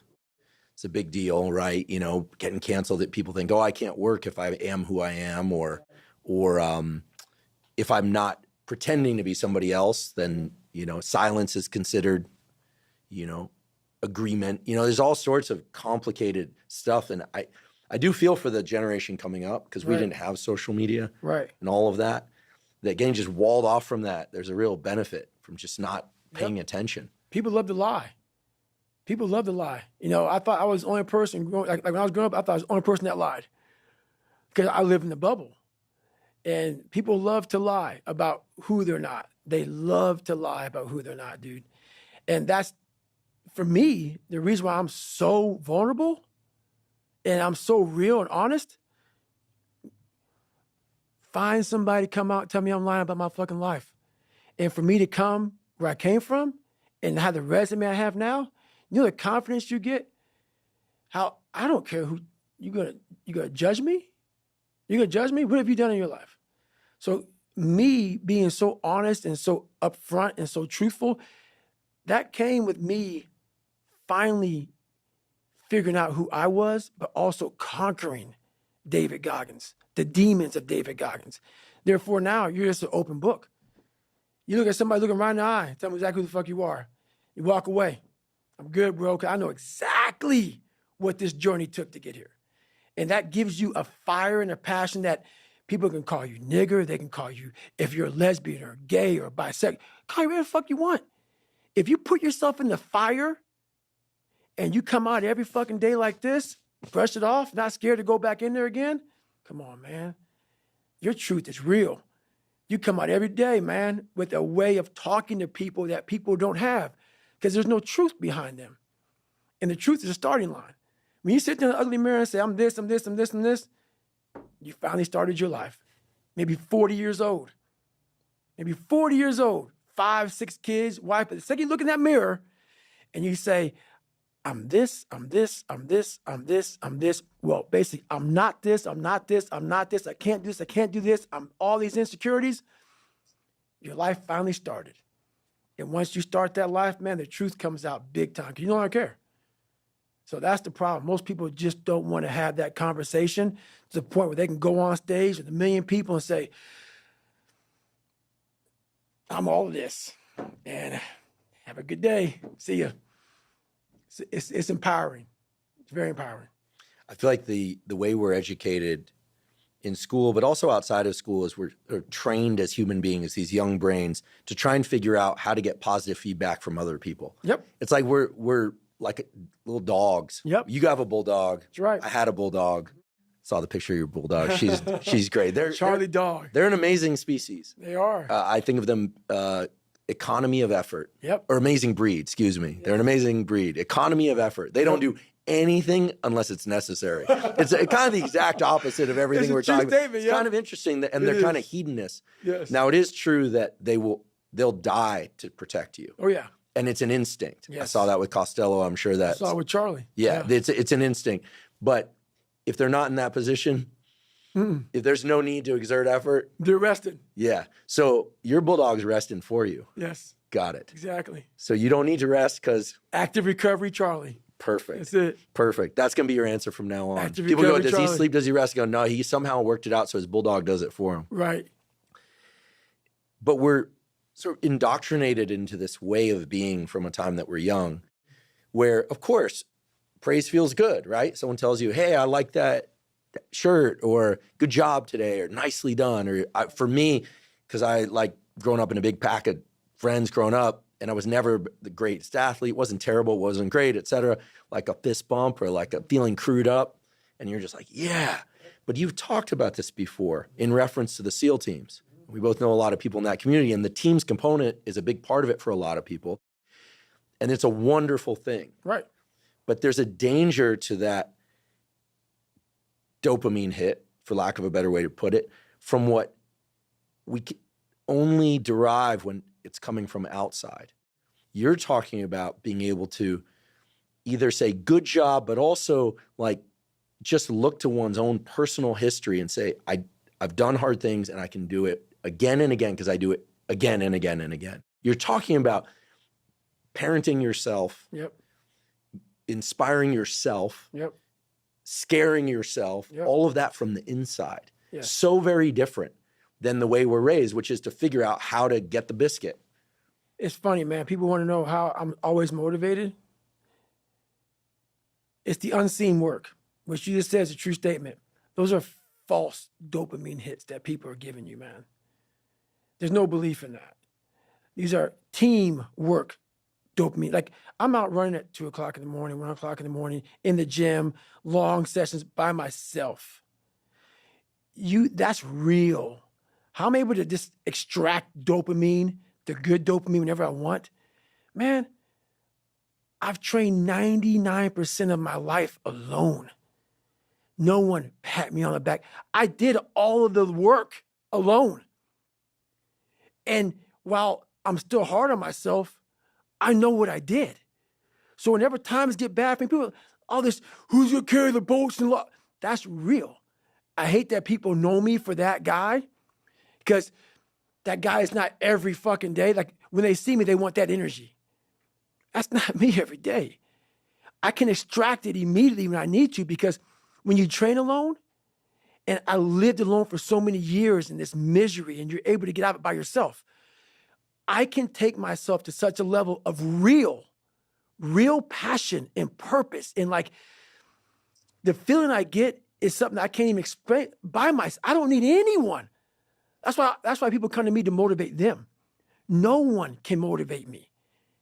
I have a resume full of fucking motivation that whenever I'm down, I'm like, oh, hang on, motherfucker. Oh, you know the truth.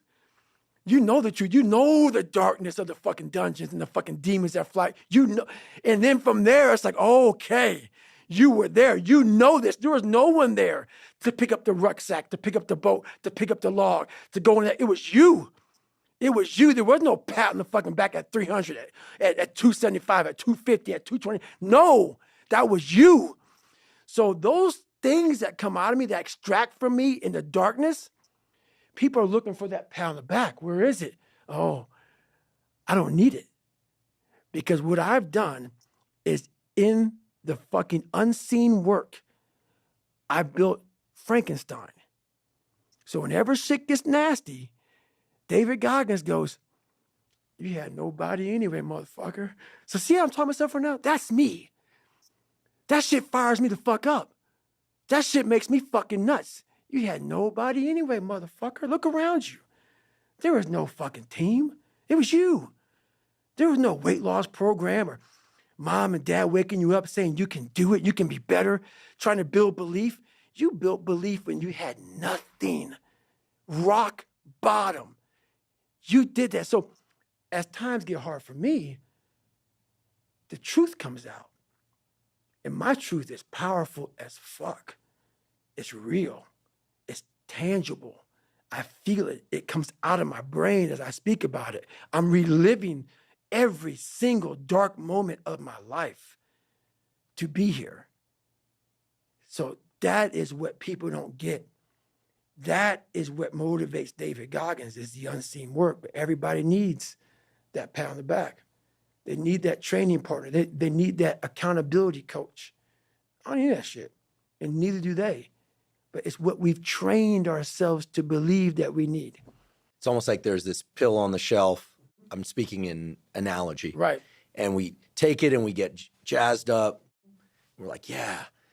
But there's this other medicine cabinet behind there, and it's in us. That's You're right. saying the real medicine cabinet is inside. Oh, yes.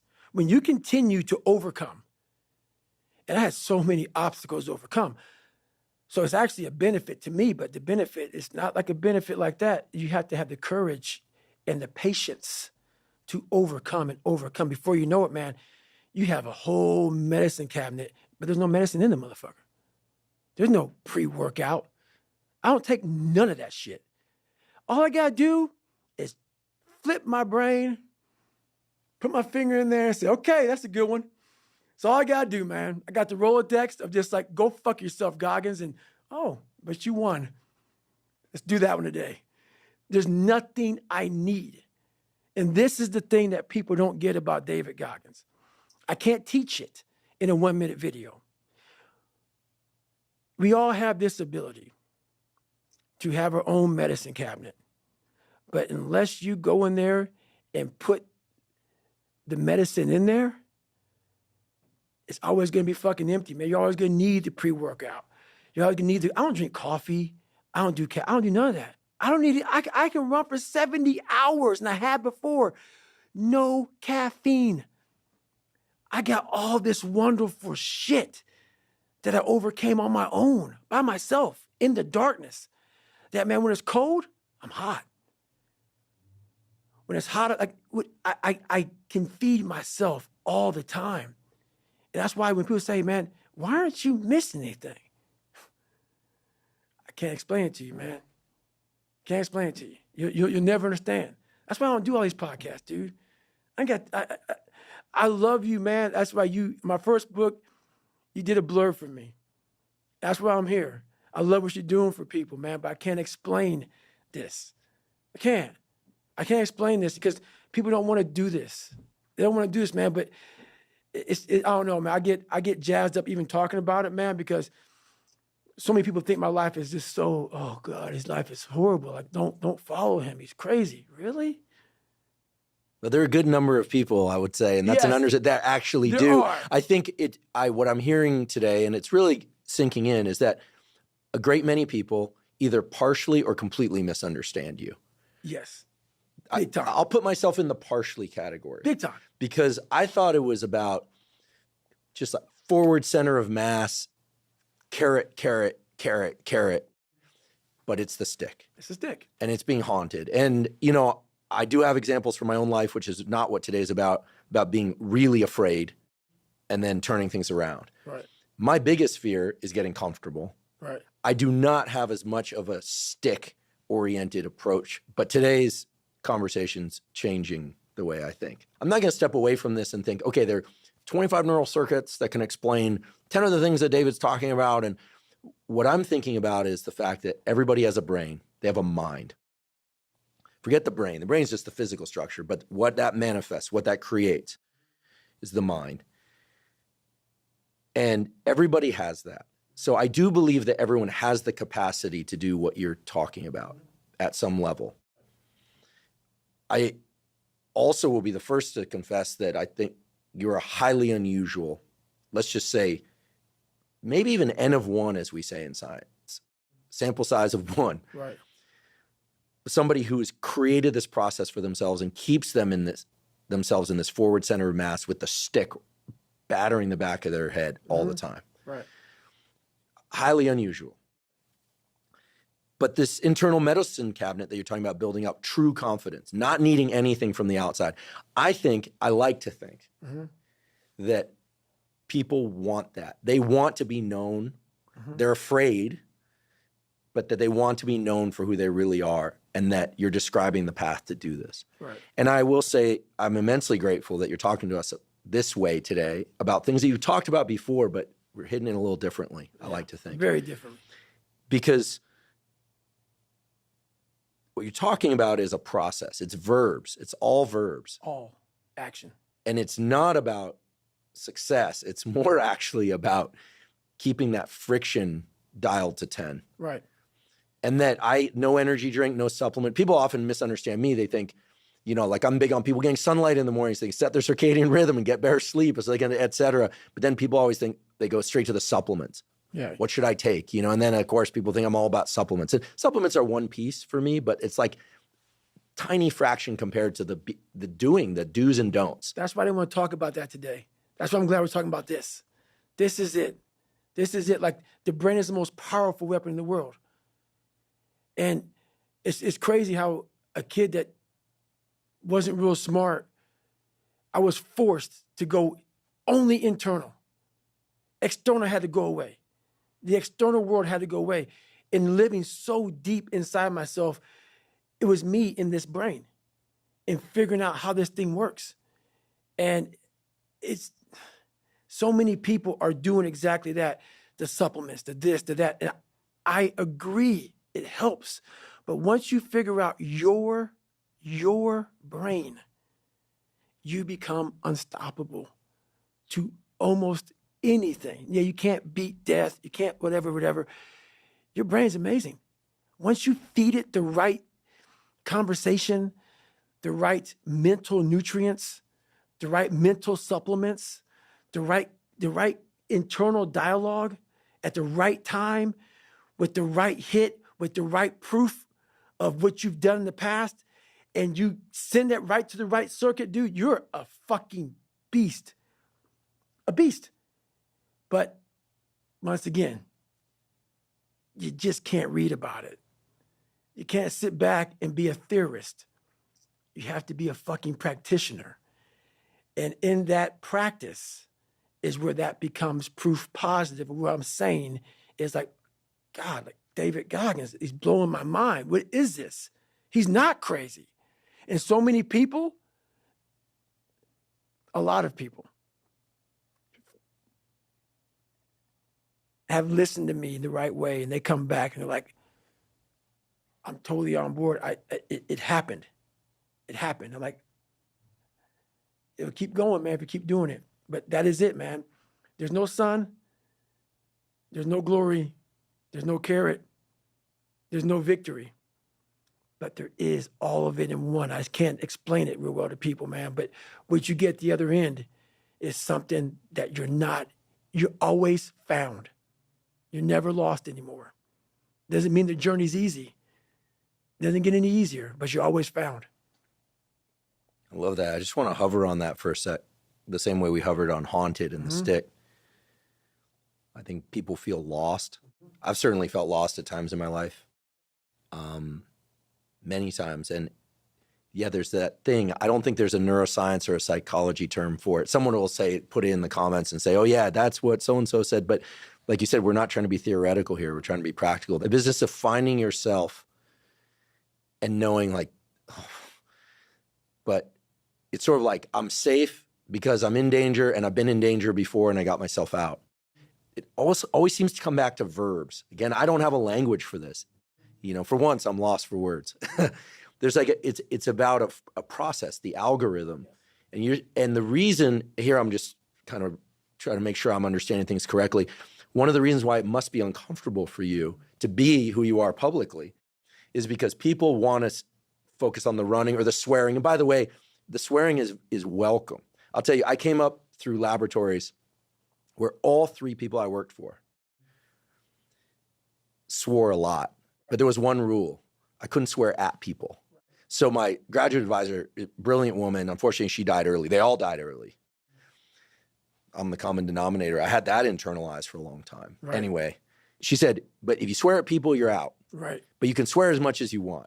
So that's the rule I have. It's like you can swear as much as you want, just don't swear at people. And if you swear at people, better be ready to fight. Right. I'm definitely not going to fight you. So you can swear at me, get away with it. But the fact of the matter is that it must be frustrating that people, because I know people go, oh, it's all about supplements and ice baths. Listen, I like supplements. I love supplements and ice baths, but that's not the full picture. They're just a gravitational pull. It's the swearing. It's the running. It's his feet that are all messed up. Yeah. It's the fact that he got a Triton. Yeah. He's this SEAL guy. Yeah. We talk about that too, right? You know, and there's a gravitational pull for people and they're missing that's like the tip of the iceberg is what I'm realizing. I'm realizing that today, thanks to the way you're phrasing things, because the bigger vessel is all in here. And as you said, how do you put that in a book? It's impossible. Because it's highly individual. Yes. You do it your way. Yes. And you're saying everyone needs to go figure out how to do it their way for them. Yes. And the thing about being misunderstood is very frustrating. More than I can even imagine. I can't even express how frustrating it is when the cussing and everything comes from a place of real. I can't explain what I do without it. The passion comes out of me. It's almost like speaking in tongues. Because when you put that much work, and people go, oh yeah, there's been this basketball player, this football player, this. Dude, no. Everything is work. Everything. And people don't believe it. So when I speak, the motherfucker and the fuck and the shit and that is what it took for me, what it takes for me. The anger, the passion, the jaw dropping, just it takes that because I'm not that. This is how I look at it, man. What built this guy? Let's imagine being in the coldest water you can possibly take. I always go back to Hell Week with this. I hated the water. Hated it. You're sitting there locked arms and you're in the water all the time. And they're bringing you in and out of the water. In and out of the water. When you have this dialogue in your head, and these people are judging me off of a freaking 1-minute video, and you're constantly your whole life, when you figured it out, 24, that I just fucking gotta, and this is just gonna suck. Every day is gonna suck. And live like that to be better. And I put it this way, I'm in the water is going over my head, the Pacific Ocean, it's freezing. February, cold as shit. Been through 3 hell weeks. For you to constantly win, when this voice over here, the real you, is saying, get the fuck out of here. Go. You're nobody. You've always been nobody. And it's true. People don't hear that. That's a true voice. That's the real reality of David Goggins at 24 years old. It's not a false reality. And then you had to create another voice over here that is saying you're better than that other voice. And you're in the freezing cold water that both voices don't want to fucking be in. But you win. And it goes from the water to the studying, to the running, to the losing weight, to how you eat, to how you function as a man. Every day of your life, you're winning these battles. And then I have normal people who only have one voice. Never created the second voice. The winning voice is the second voice. They have one voice. And that's just, I'm a piece of shit. And that's all they hear. And then they judge people like me who are out here trying to be better. It's something that I can never really, it's a frustrating thing for me. Because I know the majority of people. I know what goes on in the brain because I studied the mind almost more than you. Because I'm a practitioner. So for you to be a piece of shit and come out of that, you don't just come out of it. You spend decades studying your mind and the human mind on how it functions in good environments, bad environments, stressful environments, patient environment. You studied all because you had to put all this together to create the mind to become successful. So it was like God blessed me with this brain. I had to create a mind. And so in doing so, I figured out every piece of shit human being in the world because that's what I was going off of for myself. So I know why you go on Instagram. I know why because you just have the time. You have the time because you don't want to put that time into bettering oneself. So I know why I'm misunderstood. I'm misunderstood by people who have plenty of time on their hands to misunderstand me because they are exactly where I once was, which is a low-life, lazy piece of shit. And it's the harsh reality of people who troll you, who go after you. They have nothing better to do with their lives. It's not some after-school special. It's the truth by once was that way. I know where it all comes from. That's why it's frustrating to me now because I'm not so frustrated at the fact that I'm being trolled. I'm frustrated by the fact that you don't have the courage to try to be somebody better than what you're not. And that's the frustrating part. It's interesting because earlier we were talking about relationships and you said in a very candid way, and I really appreciate you sharing that you make sure that the people close to you, your family has everything they need. Right. And that they also understand that you're going to take what you need to continue to build you. Right. Period. In some ways, it seems you've also included the general public in that family. You're saying, listen, I'm going to give you what you need. I'm going to give you as much of myself as I can, except I'm going to stop right at the line. That's right. That if I were to cross it, is going to prevent me from continuing to build myself. And by the way, this relationship only exists because I don't cross that line. That's right. And I think as much as there are detractors out there, or people that try, right? I mean, it's pretty, whatever they're doing is pretty feeble in my mind. I mean, it's like cap gun fire, Yes. if that. It's very feeble. So many of us, men and women, old and young, hear something and feel something in your message. Like it seems kind of crazy. Gosh, like, doesn't he ever just relax? What about his sleep? Look at his feet. He's gonna injure himself. I've heard. Listen, I'll be very direct. I got friends who are in the teams who just go, "Yeah, what's he gonna do when he can't run?" And I know the answer is keep running. That's right. Right, but it's more comfortable for people, even high achievers, Especially high achievers, to believe that if you took one thing away, that it would all go away. It's absolutely clear that's not the case with you. I'm 100% convinced. I just know that because what we're talking about is this. You know how many times I haven't been able to run? 2 heart surgeries, multiple knee surgeries, and after every knee surgery, they say you're not going to run again. And I'm fine with that. There's no running up here, bro. None. This was what it was all about. That's what they lost. What if you can't run? Give a fuck. It was never about running. Why do you think I run? It's the worst thing. I hate doing it more than anything. Hence the willpower. Right. Your anterior mid-cingulate cortex would start to regress if you loved running. Think about it. Every day I wake up, I don't just run a mile, 2 miles. It's the one thing I hate the most to do, and I do it like I love it. 250, 60, 70, 300-mile runs at one time, no sleep. And every step, when I get to the, think about this, I get to the fucking start line, cussing at Jennifer. Why the fuck am I here? I hate this shit. After 70-some hours of running, every fucking question I ever had is answered. Every question I had is answered. I cap success.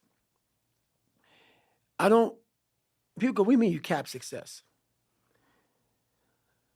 For me to be who I am, so when I go smoke jump, I'm smoke jump 3 to 4 months out of the year, sometimes 5. Could you, just for those that aren't educated about, just like give us a brief description of what smoke jumping entails? So basically, you jump into fires, not into them, but you jump by fires that people can't get to. So out of planes and helicopters. Right, out of planes, fast parachute. Line. It's all parachuting. Mm-hmm. So you parachute out of airplanes, and then you fight the fire. You and sometimes 4 other guys, or maybe 8 other guys and gals, and you're putting this fire out. So I lose millions of dollars every summer to do this. It blows people's minds. Why the hell are you doing this? And you're breathing soot. I'm breathing soot, knees are jacked up, hitting the ground, hurting, whatever. Talking to normal people, they'll never get it, so I don't even explain it to them. But this is why I call cap success. I'm talking financial success. For me to continue having that willpower, the second I just become a speaking monkey and travel around and speaking gigs 12 months out of the year, put camps on, do this, put on lectures, get supplement lines and do this and write more books and shit, I've ruined the exact thing I worked on my entire life. And while I didn't know it until the day, but something always told me, this is a very, very, very perishable skill, this willpower that you have, because I do have a willpower that I have never seen in anybody in my life. It is a haunting force that just keeps me going. And I know that is my strength. If you have that, so that's worth every dime I've ever made in my life, is the fact that I can look a man in the eye finally and have a real conversation without going like this, because I'm lying or I'm a piece of shit, or I know, you know how a person, and so many people do this shit. They're talking to you on who they want to be. They're lying to you. And they walk away. I've done it so many times. You walk away like, God, man, why can't I just tell him the truth? Why the hell can I just tell him the truth? You know how good it feels for me now to look at you in your eye and every man I see. Because women won't get this. Women will not get this. Man to man, that man shit. You look another man in the eye and you know that everything you're fucking saying is real. And it comes from a real working place, something that you earned. It's the best feeling in the world. You can say that actually happened. Yes. Like I know with certainty what I'm saying actually happened. Actually happened. Who I am and who I say I am. No more lies. No more skirting the truth. No more bullshit. And that is worth every dime I've ever made in my life. And I swear to God on that. Every dime I've ever made in my life, building who I built, so I cap success, because I know that if I ever go 12 months out of the year and don't put every day I'm going at it, but several months out of the year, I go right back to ground zero, which means I'm just fucking David Goggins. No Goggins, no carry boats, fucking logs bullshit. It's just pick up that fucking Pulaski and dig. Hey, get that fucking pump, walk down a mile, put it in the fucking water, mosquitoes beating. You're just David Goggins. You're nobody. Because that's where my growth is. That's where my willpower comes from. And that's where it stays. That's why when I talk to you now, and can't I talk like this, dude? People don't talk with this kind of passion because it ain't there. It ain't there. They're regurgitating some shit from 30 fucking years ago. I'm regurgitating shit from an hour ago. Come on, man. It's just be real. And I can't be on these podcasts. I can't talk to anybody without being real. I'll go away. I'll just go away. Because I can't give you what I want to give you. You said perishable skill. I think that's another set of words I want to highlight, because skill implies behavior. And when we were just talking a second ago about the deep, true bedrock sense of confidence that comes from looking someone in the eye and telling somebody something that you absolutely know it's true because it happened. You're talking about actions. You're not talking about perceptions. You're not talking about what you believe happened. You know it happened. And there's something really concrete about actions. I mean, that's what's so interesting is we're talking about the mind, but actions are the manifestation of the mind. And the stuff that just stays in here, people die with that. It doesn't go anywhere. I long ago, somebody said, I forget what the context was. It was a neuroscientist. He said, most emotions, like, they're just emotions. They're just in there. Like, you don't have to do anything with them. Mm-hmm. And I think certain emotions you want to do something with. Right. But I think people forget this. They feel miserable, like they're going to dissolve into a puddle of their own tears. No one ever died from an emotion. Right. But they feel like they overwhelm us as if it's a tidal wave. It's going to pull us under and drown us. It's so interesting to me because I think what people, listen, you have a gravitational pull. People can feel the energy. I think, yes, you're either completely, badly, or partially understood. There's only one guy on the planet that truly understands you. I think there's one woman, Jennifer, who probably understands you as much as anyone's going to. And then the rest of us are kind of grasping, trying to figure it out. Right. But you're saying go inward. Mm-hmm. So first go inward, mm-hmm. and then it's actions. Inward and actions. Now, the inward piece is something I'd like to just spend a little bit of time on, mm-hmm. because there are a couple characters from history, people that were in concentration camps. Nelson Mandela. I mean, I'm not sure he had Instagram in there. I'm pretty sure he didn't. Right. And I don't think there was anyone coaching him on like, hey, you're going to get out someday and actually you're going to lead an entire country. I'm pretty sure that's not how it worked. Mm-hmm. He had to find it here. Mm-hmm. He had to find it between his ears. Right. And there are other examples, but that's an important one. So the process of going inward, does it for you, and here I will ask for suggestions, because I think there are those of us who want to build this skill. Right. Wall yourself off, phone mm-hmm. off. Yep. For big portions of the day, perhaps. Mm-hmm. Texting off. The requests, the this, the that. Anyone that knows you knows that we've communicated a few texts, but most of it comes through a filter. She's great. She knows you, and she knows how to protect your time. And that hurts people's feelings. People get mad about that. Hey, God bless you, Jennifer, Cutting oneself off. When you're in there, you say it's just you. And the voices that come up are not pleasant. And then at some point, it converts to action. Okay. What is the process of picking the action? That's the piece that I feel like there's like a bridge to build here, if you would. So the action being like what's next? Yeah. So when you go to sleep at night, when that happens, you know what you're going to do the next day? It's pre-planned? Yes. Okay. Yes. It's always the same thing. You're not building it on the fly. No, nothing's on the fly. Nothing. So how it works internally for me is I put it exactly how it is. I'm an artist. And every day I'm painting Mona Lisa. Every day. But it's a different one. It's not the same painting. So every day I wake up, even though I do the same thing, it takes a different way to get there. So every day in my mind, I'm going through my mind, I'm just like, And a good painter will not just paint. He needs to create. And you can't create with phones and everything going around you. So you got to block yourself off. You only do 2 podcasts in a year. You block yourself off and you're painting this thing inside, and you're going through all these different colors of paint and everything else. And you can only figure out the right painting if you spend the correct amount of time in your brain. So every single day, I'm literally going through my mind and I'm painting. I'm creating this masterpiece. And the masterpiece is always myself.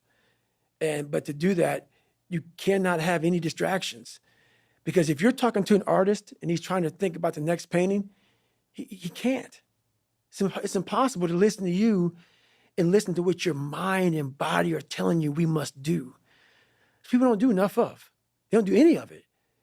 They don't have passion. They lack passion, drive, determination because you haven't spent time with yourself. Your mind will tell you what is next. But you haven't spent the time to go, all right, let me just figure this out.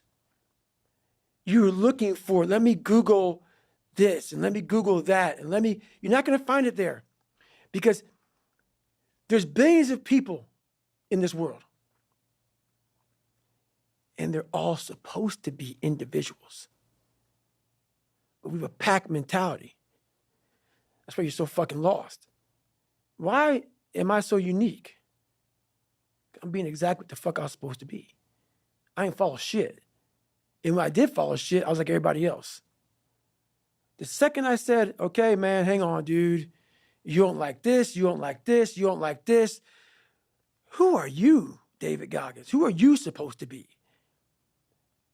Miraculously, all these things just, I couldn't even, the list of shit I had to do just wham. It's like, fuck, okay. Wow. Once you sit down with yourself and say, okay, I don't want to be like Michael Jordan or Jim Brown, that both were on my birthday. So I looked at their birthdays, like, oh, maybe I can be one of these. I can't. I'm going to be David fucking Goggins. And that looks like this. It just came, everything flooded. So every single day of my life, there's a different thing that comes up that I have to do. But no one knows what to do because everybody else is following steps. Like the Republican and Democratic parties. I'm not political. Neither am I. At all, for this reason. Republicans are going to vote Republican. Democrats are going to vote Democrat. You're not even a human fucking being, bro. No way all you fuckers agree with all the same fucking shit. And I know I don't. So once you figure out yourself and who you are, all the answers come. So every night, a different painting is being painted. And it's a beautiful painting for myself. I'm like, okay, that's it. It may look the same to most motherfuckers, but the end result is very fucking different. That's why my lounge, if you look at what I've done in 49 years, it's more than most people ever do in their life because they were a race car driver. And that's what they did. They drove a fucking car. It's great. I was all kind of shit because that's exactly what the painting was saying to do. It's what the mind was saying to do. When saying just drive a car, so then that race car driver didn't know what the fuck to do. He retires from being a race car driver and they're lost. People go, how are you still? I don't get it. Dude, you're never going to fill your list, but you never found your list because it never was presented in front of you because your head was cluttered with shit. Because you never just stopped for lots of minutes, lots of years, and just said, all right, it's me and you. Let it go. And it just, bam, it's right there. It's right there. I'm not a psychologist, as I mentioned before, but I'm going to venture a hypothesis here. Mm-hmm. I think that you've mastered the process of internal dialogue. But when I say dialogue, I think most people think, oh, the inner voice, the chatter. But that's just one half of a dialogue. A dialogue is a two-way street. So I completely agree, because I know from experience that when we go inward, oftentimes we hear things, if we're really honest with ourselves, it's like, oh, no, I don't want to think about that, or that, no. And then we start looking outward, or we start trying to shift our attention or distract. And there are a million reasons that are handed to us, excuses and seemingly good justifications to be able to do that. But dialogue is a two-way street. And it hit me while you were just saying what you were saying. I was paying very close attention, and I realized David Goggins is talking about the voice that comes up, including the terrible stuff that no one wants to hear about themselves from themselves. But then he's also got the dialogue down where he knows the counter voice. That's right. He goes, yeah, you're right. And so I'm going to do this. Or maybe, no, remember this. You're in a dialogue, a two-way dialogue in there, not a one-way chatter dialogue. There are books written by famous psychologists about chatter, trying to shift your internal narrative. You're like, bring the internal narrative. That's what going inward is about. But it's not one voice. Again, there's a hypothesis. I'm not claiming to be all-knowing. Lord knows I'm not all-knowing, okay? But you've mastered the dialogue, and if there are three voices, strong, medium, and weak in there, you're like, let's all come to the table. Right. So you've got a symphony of voices in there that are all you, that you know to be you. Right. And you know how to have those conversations. You're not afraid to be in those conversations. And then you know what the outcome of that committee decision is, and you put it into real world action. And the world only sees the action. That's it. And only you can know your internal dialogue. Mm-hmm. And only I can know my internal dialogue. And the only way to quote unquote know it is to spend a hell of a lot of time there. That's right. Okay. A lifetime. Got it. A lifetime. Like, think about it. For me to be sitting here in front of you, you're not going to call 300-pound Ecolab guy to come sit here. You might. I don't know. Maybe. Probably not. Probably not. Think about this. What we teach people is kindness to yourself. Do you think if I taught myself kindness, and I agree with it, guys, so many people take me out of context, it's ridiculous. Take it however the fuck you want to take it. When I was 300 pounds, where do you think that conversation would have got me if I spoke kindness to myself? I'll tell you where it gets me. Right back to 7-Eleven, another box of mini chocolate donuts and a chocolate milkshake. That's the one voice. That's the one voice that most of us have that you're talking about. If you don't have a conversation in there, the other voice that you create that says, okay, how does this look? It looks very ugly. That kind conversation for me went away a long time ago, which is why the dialogue is now, which you see a lot of action, because most people have inaction, because there's one person talking. And that one person is always leading you down the same path, the path that makes you feel very comfortable and happy with yourself. The second you create the other voice, there's conflict. There's battles, there's wars, there's defeat. One thing I learned, I taught myself this, and people go, I don't understand what you're saying. I'm going to try to break it down real quick. I didn't teach myself victory first. I taught myself failure. I taught myself how to fail. And people go, that's so depressing. Is it? When you're 300 pounds and you can't read and write and you're fucked up, you know how many times you're going to fucking fail on that process? So if you don't know how to fail, there is no victory. I never talked about winning because I knew the path to winning was going to be years of failing first. So I taught myself how to fail properly.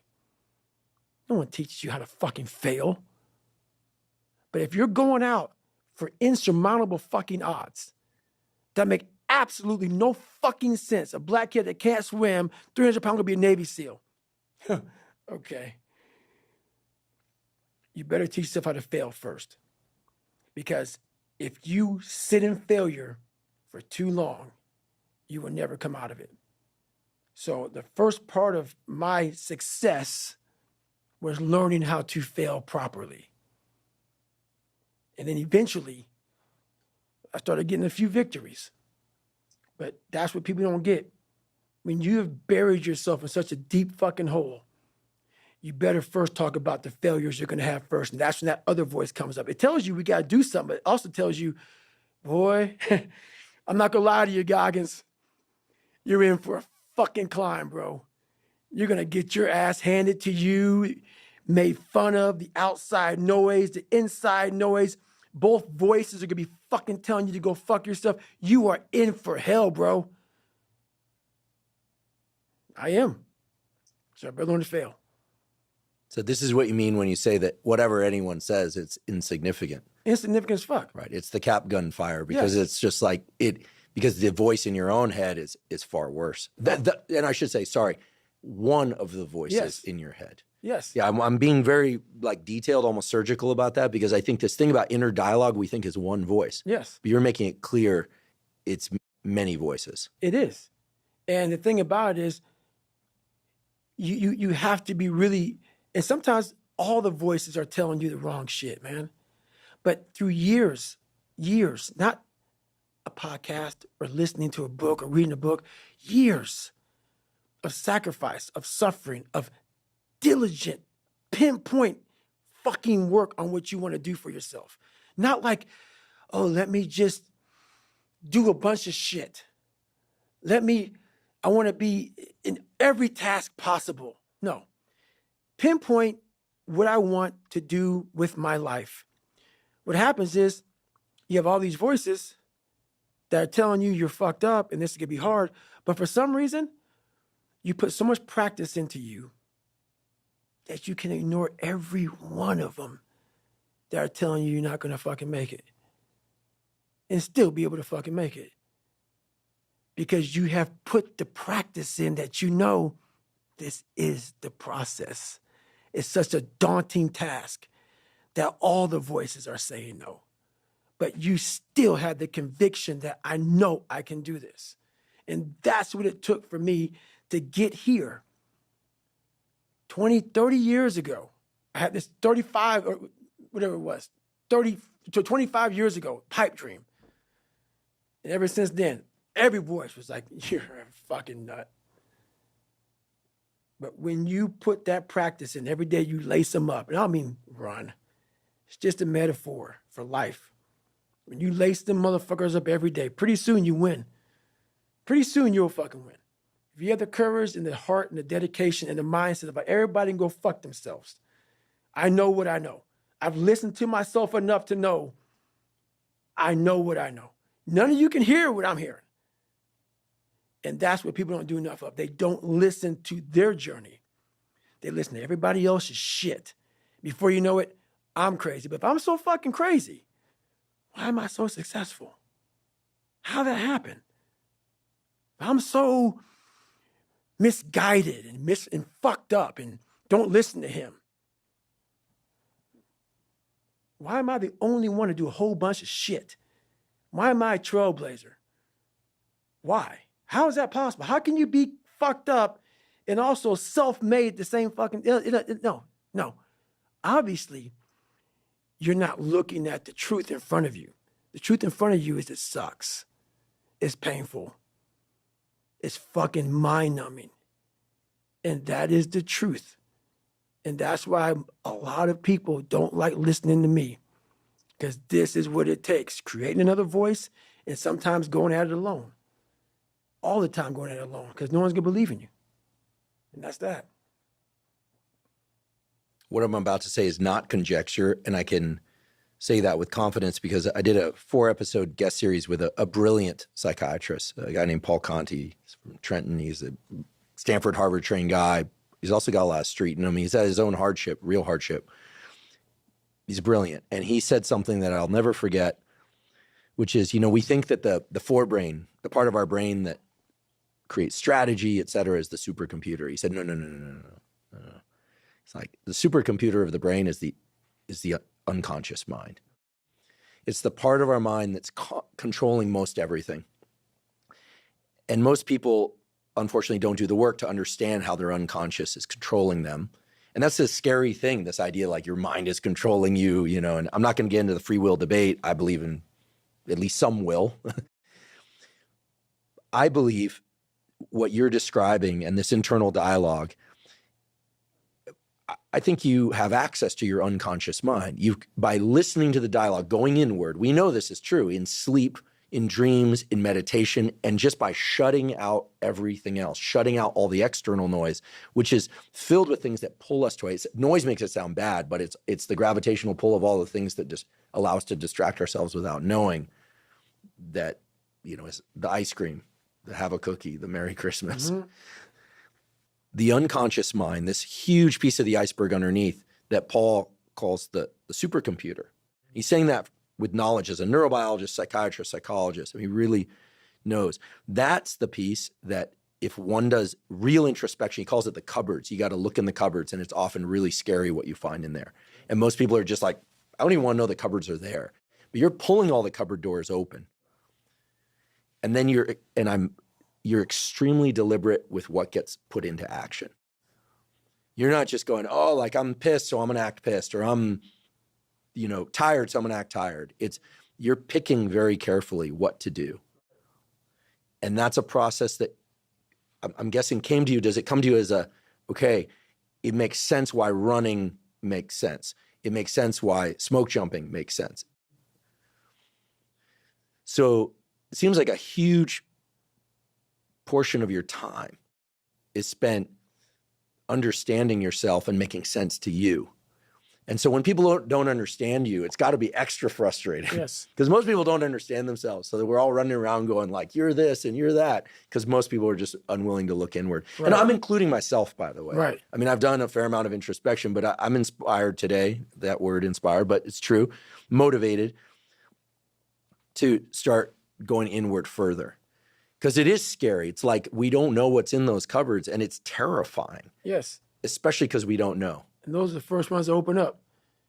And like he talked about, you got to go through those cupboards. I do spring clean every fucking day in those dark cupboards. Those dark cabinets, the ones I start with first. That's the real me, man.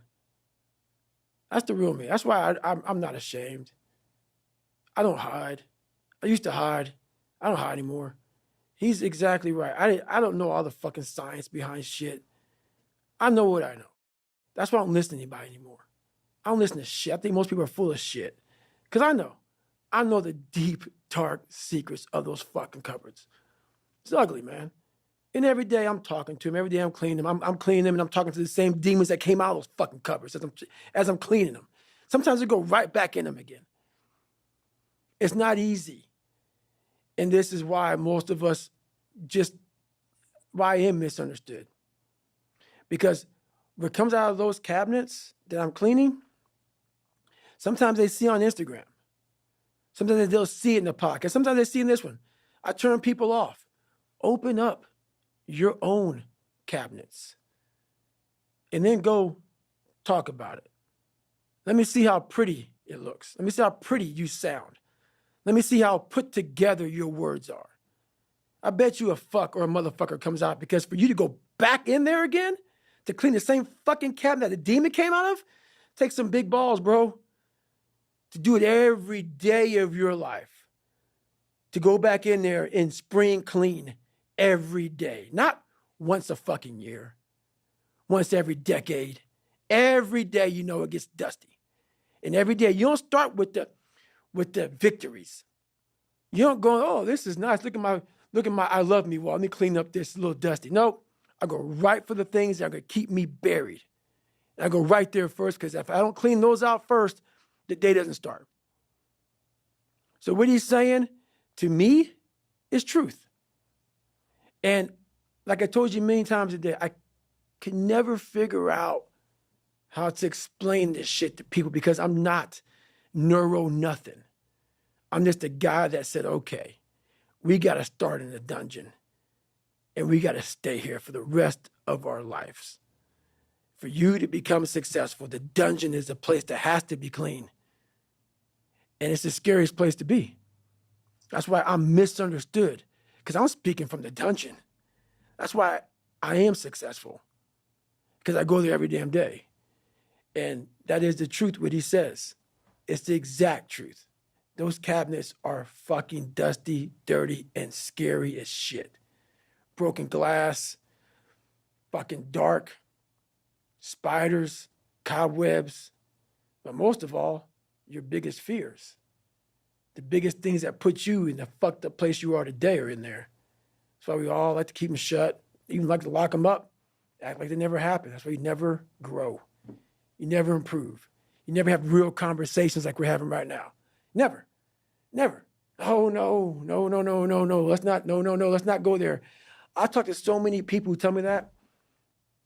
Let's talk about this. Because they'll tell me, but they can only say it once. And they'll say it in passing. They won't get deep in the weeds with it. Like, you can't just clean it. Motherfucker, you got to spit shine that motherfucker. You got to relive it. Every fucking detail of it. You can't just be like, oh, yeah, my dad beat me. And, it is what it is. Hey, it is what it is, motherfucker. It's killing you. It's taking over your whole fucking life. But that's the conversation. Yeah, my dad beat me. I'm fine now, though. I'm good. Okay. All right. No, you ain't. You ain't fine. You ain't fine. This is real talk. People don't want to have that. So your boy's right. 100% right. Scary as shit. It's scary as shit. But it makes you who you're supposed to be. And that's the test. We forget. We think we're supposed to breathe air and have kids and pay the bills and shit. Everybody, what's this life about? That makes no sense. You're being tested, my friend. Tests come when you have not studied. Tests come when you think that you're in a great place. That's the test. The test is every day of your life. And most of us fail because we don't know why we're here, because we don't go inward to say, oh, you gave me a lot of shit to fix, man. And this test sucks. But then you start. David Goggins. I don't think I could add to that. I know I can't. Thank you for sharing what you shared today. I mean, as much as your process or anyone's process can't be completely understood from the outside, you gave us a real window into this thing, this process that was, as you said, God put it on you. Mm-hmm. I believe in God too. People can believe what they want, but somehow your life, God gave you these challenges early on, and then there was a point where you went internal. Mm-hmm. And like you said, you developed a skill, but it's a perishable skill. Yep. And you clearly live in the process of opening those cupboards, reopening those cupboards, trying to spit shine those cupboards, understanding that they're never, ever really done, but that you can gain ground on them, right. That you can win day after day after day. And you really shared a lot of concrete things that I know people are going to be able to apply if they choose. Right. And I agree with you. I think most people will be like, whoa, that was a lot. Yep. It's heavy. I think I want to just kind of bake myself in Netflix and Chex Mix instead. But there's also the reality that there are men and women, boys and girls who hear that and go, okay, and start cracking the cupboards open. Right. And I just know that, for myself, I'm extremely grateful that you're willing to put it all out there. You're so brutally honest, so brutally authentic. That word authenticity gets thrown around so much. And I can tell you that for me and for everybody else, like that's what resonates. So whether or not you want to, whether or not it's the purpose behind it or not, you're lighting the path. So thank you. Respect. Thank you. Thanks for having me. Thank you for joining me for today's discussion with David Goggins. To learn more about David and to find links to his 2 fantastic books, Can't Hurt Me and Never Finished, please see the show note captions.